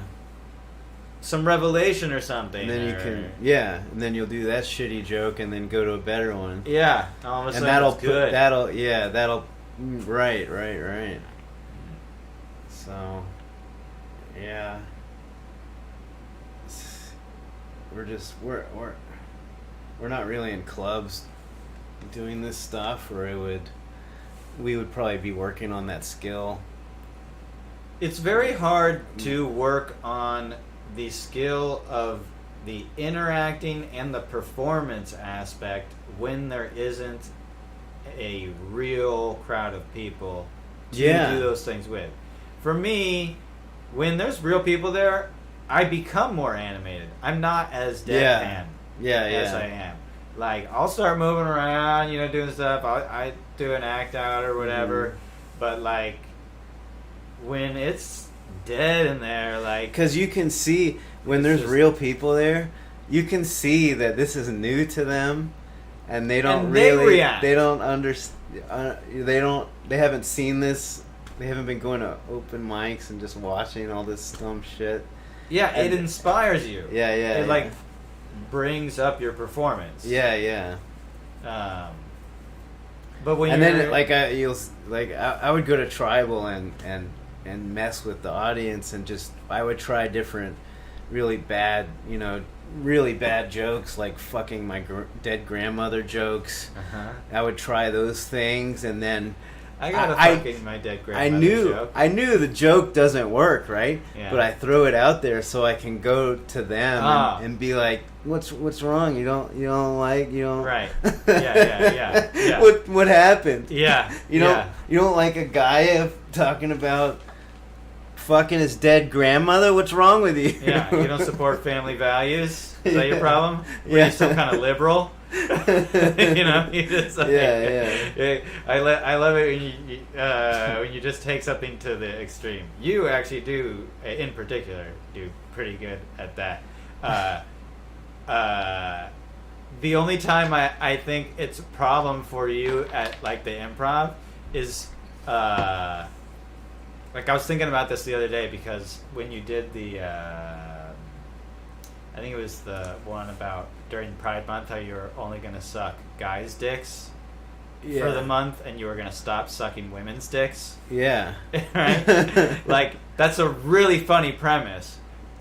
But I only saw you do it one time at Litterbox before you did it at improv. Yeah, I didn't test it. Yeah. So I was like, and I could tell when you were telling it that it was expanding instead of contracting. So like usually if like when it's a 3-minute set, I'll like notice like, oh, some of my jokes I end up tossing out punchlines or something. I throw them away because I want to get it all done. Yeah. And then I was noticing while you were doing that bit, it was getting bigger. Yeah. As opposed to like shaping more tightly. So I was like, oh fuck, I know it's not gonna like go his way. Like I could tell that you were going further away, even though you kept trying to add more. Further away from the punchline, or further away from the premise. It was like the premise was becoming murky. Oh, I see. And the audience was not catching on to the fact because you were almost like you were a little afraid to blatantly say, we should all be sucking women's dicks. We all accept women have cocks. Yeah. And you should be able to suck them. Right. You know? But this month, I'm doing the right thing because I want to show my love for pride and I'm only going to suck guys' dicks. Yeah, that's a big flaw I have. I forget to make it clear. I don't realize I'm not making it as clear as I should be. Yeah, I noticed that in that's not a you thing. I mean, not you in particular. I mean, like that's a me thing too, where I'll go like, and I've noticed over the years, I'm trying to. It's the premise when you're trying to shape the premise, and you're like, how do I get across these words without losing them? Because like any word might lose them. Yeah. On something that's like as temperamental as that. Yeah. So it's like it had to be like so perfect, and I was like, oh, I could tell like, oh, I don't think he tried this out anywhere except Letterboxd before coming in here. Yeah. Because it seemed like it seemed like, I should say it like this, it seemed like you lost control of the bit. Yeah. You know? And you were like, oh fuck, how do I get it back on track? Right, yeah, that's what happened. And then eventually you kind of got them when you said it. You said the main punchline of it. You won some of them back.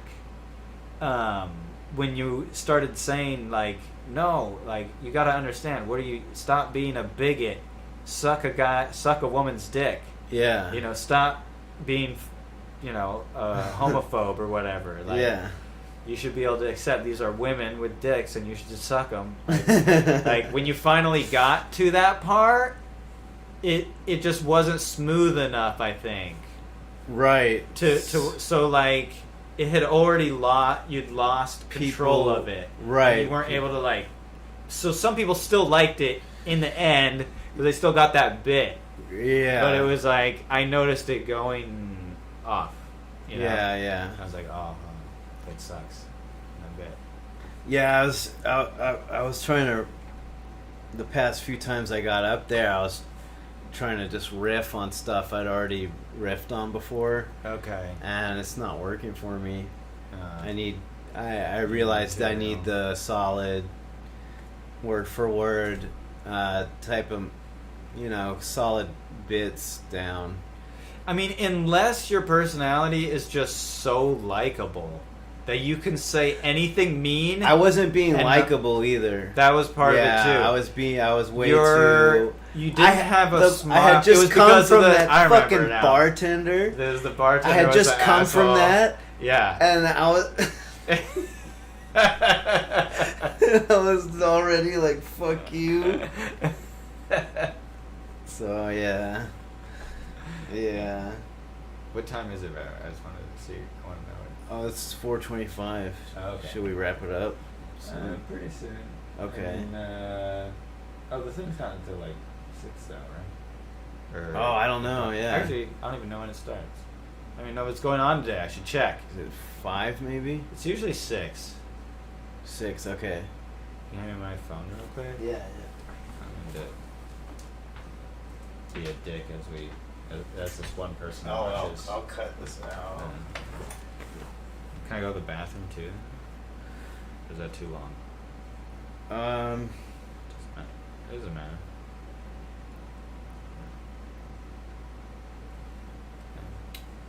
You wanna? Let me just check what time the prop starts. Sorry. This is the real life, people. Man, they're getting behind the scenes right now. Of looking up the time that the improv mic starts. The Hollywood Improv, the world famous. Oh yeah, I mean it's the one. It's like I love how they added world famous like to everything later.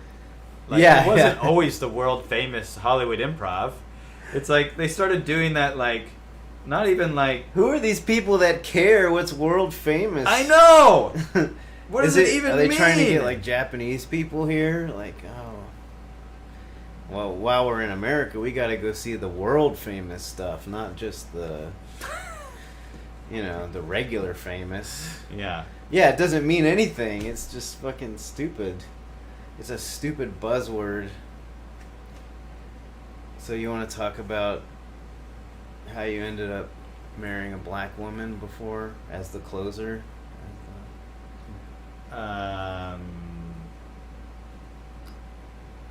She's black? You didn't know that? Oh man, this isn't gonna be a good story. This is breaking news, people. Because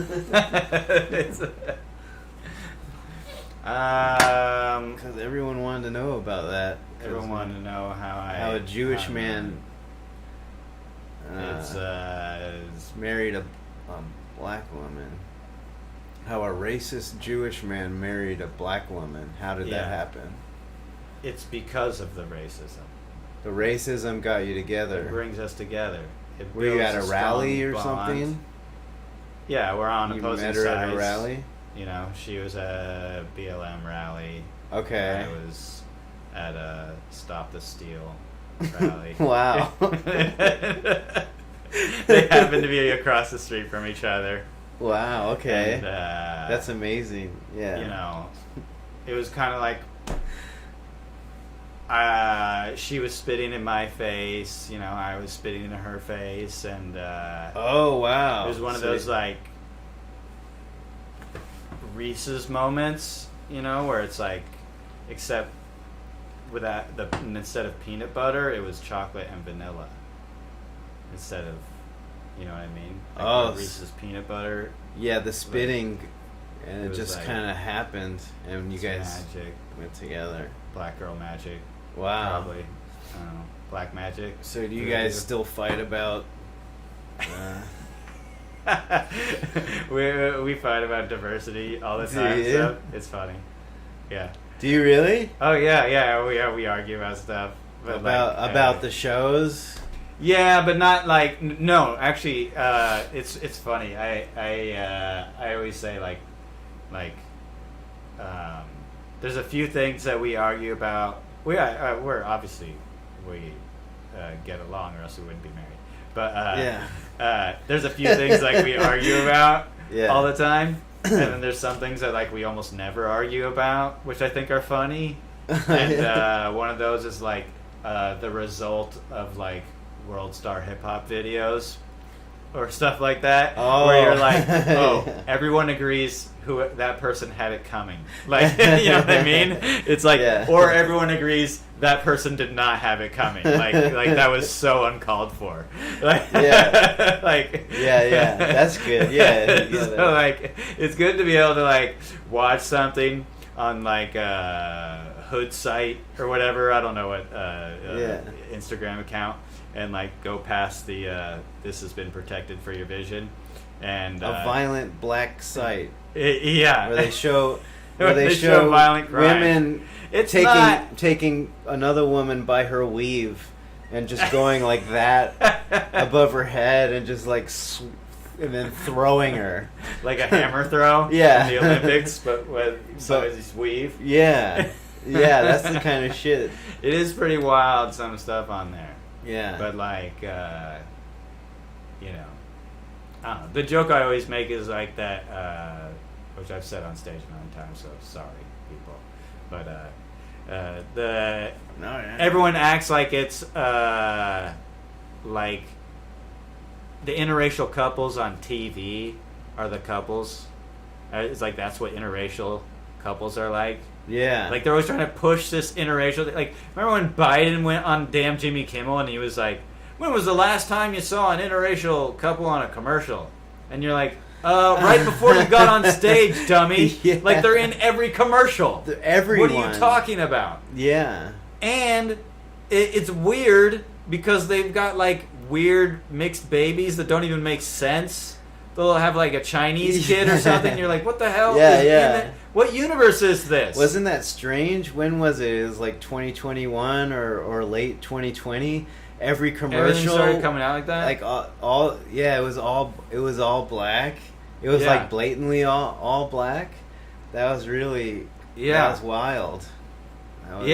So I'm always like, you know, just so the people know, it's not all you know, breakfast cereal conversation at the table with your mixed kids, and it's not all Christmases with a Lexus in the driveway with a big bow on it, and you come out and so what do you guys argue about? Statistics mostly, you know, bell curve. 13%. Horrific things like that. No, we're actually, you know, it's funny. We there's obviously tons of things that we don't agree on, but and there is again like funny things that we do kind of agree on. Like I always mention, Cosby. We're both kind of on Cosby's side. Like I backed Cosby from like day one of all of his accusations, which was years ago, you know, at this point. And like I've never stopped backing him. Wow. And like even though everybody is like, fuck Cosby, he said he's a rapist. I'm like, I don't care what you say. I've listened to their testimonies. And like, you gotta bet Cosby, yeah. But it's we have no problems like family stuff, like, you know, everybody thinks like there's crazy, I don't know, interracial stuff that goes on in families, but I haven't experienced stuff like arguments? That. Or just like that people wouldn't like you. I haven't experienced it from her family. Oh, like racism between.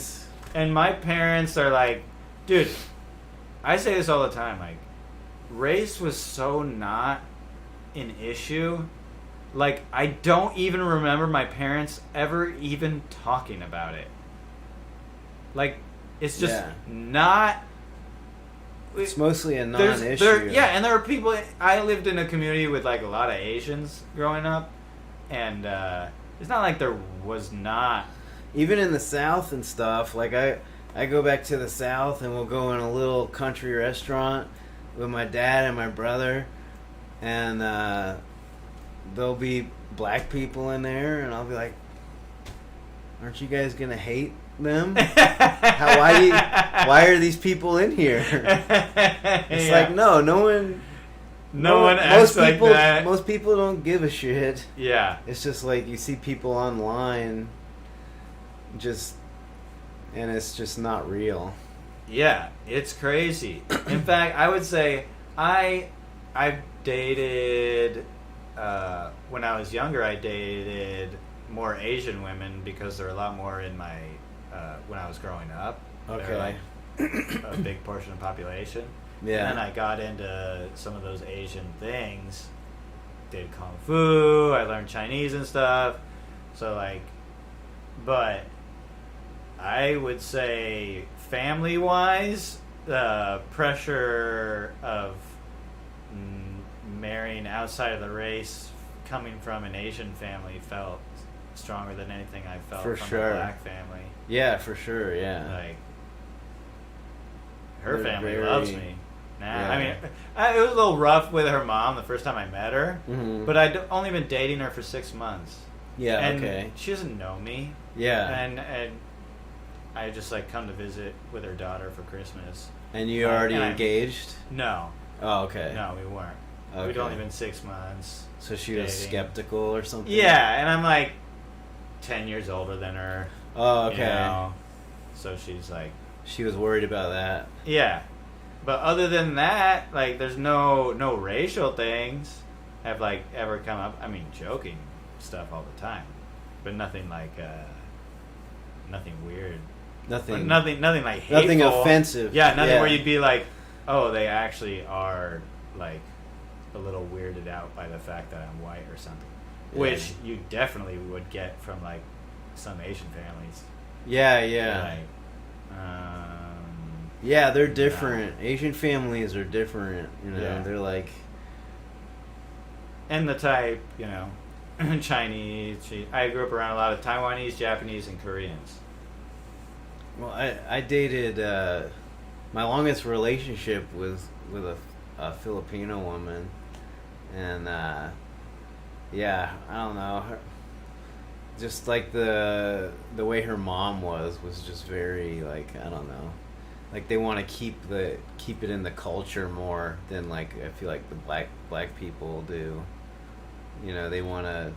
Well, I think they probably feel... I'm guessing they feel a little bit more a part of American culture than like an immigrant would. Yeah, yeah. You know, might be different. If you met an immigrant, but some Nigerian or something. I don't know. I never dated an African girl. Yeah, me neither. I dated a black girl a couple times. Yeah. I'm sorry. Yeah. It was, no.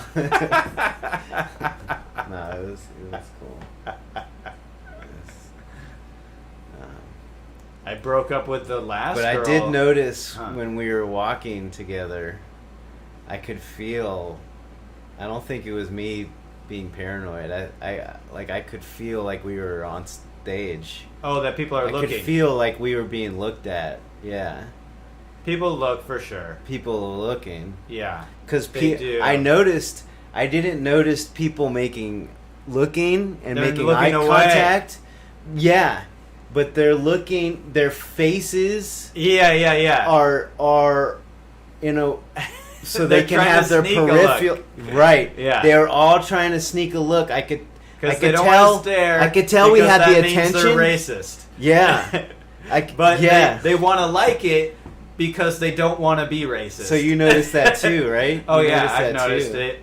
I've never experienced that before, yeah. Yeah, I noticed that. But actually, it's funny. Less of that in Cleveland when I went back to visit her home. Oh yeah. And like, I live in Inglewood. I'm there's all my not all my neighbors are black. Actually, the ones right next to me are Mexican. But there's like all black people in the neighborhood. Tons of black people. Yeah. And like, I feel I get more like stares. Yeah. Here in California. Yeah. Than when I went to Cleveland, where Wow. Where I was, there's even fewer black people in that part. Wow. I mean, fewer white people in that part of the neighborhood. That's interesting. Like, nobody's staring. That's interesting. At all. Yeah. Like, don't give a fuck. Yeah, yeah. And it's like, I was like, it's so weird that, like, here they care more. They're, like, more racist. Here they're more, yeah, here it's they're so more weird. racist. But they profile as not. Right. But it is. Yeah, because it's they're all sensitive. underlined, it's all, and it's all like a subversive. Yeah, it's strange. And meanwhile, I'm like, my wife, she. It's some weird thing where, like, in the South, they're so used to the racism, or they're so used to race not being an issue.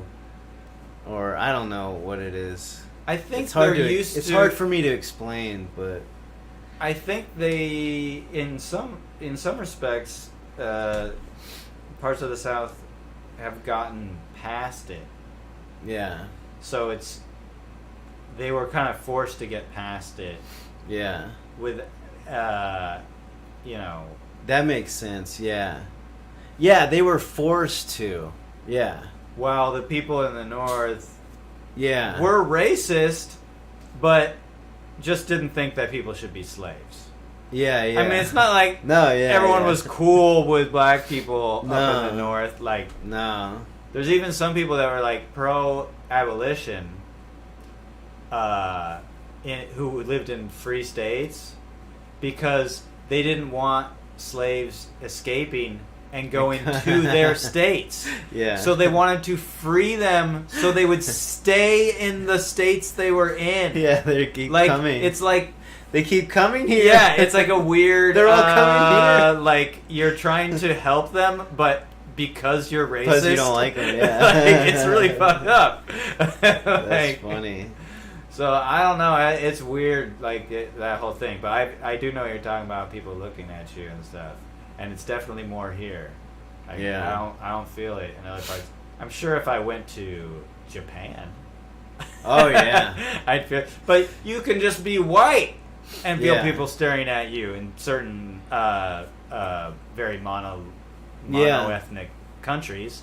Yeah, like, I was in China, I went to Japan. In the Coast Guard, and we were just like a novelty. Like, people were looking at us and just laughing at us because we were just so weird and different. Yeah. And our mannerisms and everything. Like, we don't have the, the polite. We were just like, these idiot clowns, you know? Yeah, just fucking laughing. Yeah. They just, I could see that. They see you as a novelty. Yeah. When I went to China, there was like, and I went to a part of China called Zhengzhou. Okay. That's where the Shaolin Temple is, if anybody cares. It's outside of Zhengzhou. Okay. So, it's like an hour away. But Zhengzhou is like a major city. In that, it's a small farming community of 7 million people. Wow. You've never heard of this town, right? No. 7 million people. That's what China is like. That's what people don't understand. Wow. 7 million people in a town you've never even heard of. That's like the population of LA. Yeah, almost. Almost. I think we're like closer to 10 or something, but I don't know. Chicago, maybe. Yeah, I don't know. But it's big. Yeah, LA's like 10, yeah. And like, I'm not exaggerating when I say when we walk down the street, every person looked at us because there were no. Yeah. I mean, there are no white people in this area. Yeah. There's no other races. Yeah. There's no any other people pretty much in this area of China. Yeah. Until scary. you go to like the tourist part of the Shaolin Temple, you'll see people of other races because they're it's a tourist attraction. You just stick out. You're just like a mark. Oh yeah, and there was one of my buddies was black, It's like, I guarantee you half the people here think this guy is an NBA player. God or something. Like, yeah, they have no idea who he NBA is. player. But he's just walking around and like, yeah. you know, that's what we were always joking. We're like, everybody here thinks you're Shaq right now. So they can't even tell the difference. Yeah, But people literally, every time walking down the street, I mean, stare, yeah. Especially the kids. They'd never seen white people in real life. Yeah. Like, a lot of these people have maybe seen Americans in real life, and like, and it's you're gotta still be like, strange. this is still a giant group As of people. an adult, you're seeing a new race for the first time. You're like, in person. in person, you're like, whoa. Yeah. How did they get here? Yeah. So what are they doing here? Right. Or weird. I'm sure that's what people are wondering. Yeah. What are they doing here? What are they What's doing going here? on? I mean, What's happening? If Should we be afraid? Yeah, if they knew the festival was going on, they probably knew. But Yeah. All right, man. Well, thanks for coming on. I'll let you thanks for having me. get out of here. I can go bomb at the Improv, maybe. Yeah, all right. That's always something to do. Yeah. Is there anything you wanted to say? That you haven't said? A closing joke? Closing joke? Closing joke? Nah. A closing comment? Nah, Okay. This has been cool. Yeah. I think it's All been right. fun. Yeah, thanks. I like the, I hope you come on again. Absolutely, dude. Yeah, It's I hope fun. you come on again. And I always enjoy chatting with you. yeah, me too. Yeah. It's kind of funny because we don't actually hang out Yeah, that much. But we see each other at mics. Yeah. And stuff. Yeah. If I don't hang out with anyone, so Yeah. don't feel bad. Yeah. Dude, I hate that the networking is the worst part of this whole thing, too. Networking with people. Networking. Trying to, like, just saying hello. Oh, yeah, I don't do that. So, makes me want to barf. I mean, yeah, you have to, yeah, you gotta. I try to just be...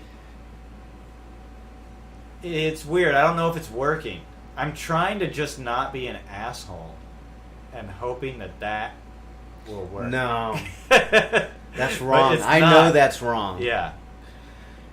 Yeah, you have to go. You have to be more asshole. You have to be act like you're gonna be fucking friends now. Yeah. And kiss ass and shit. I see it happening. I see it too. Yeah. And I feel And I I do so much favors for shame people. when I. Like if they come to my mic and they want to get up early, I'll put them up early. Yeah.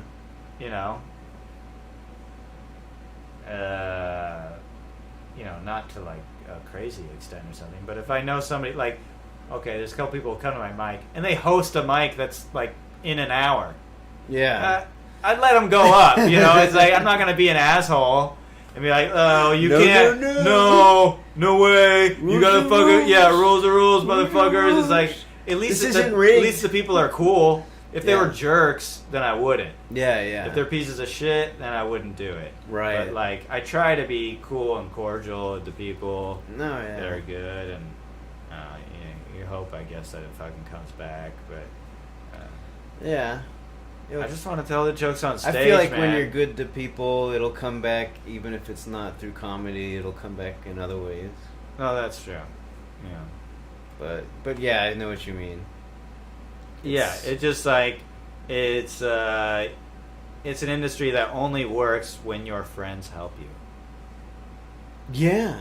So you have to have some friends. Yeah. Like I noticed that kind of early on. I was like, it was like, I don't know, a year in, and I was going to mics, and I was like, I love coming here and watching all this comedy. I don't know anybody. I have to start at least talking to them.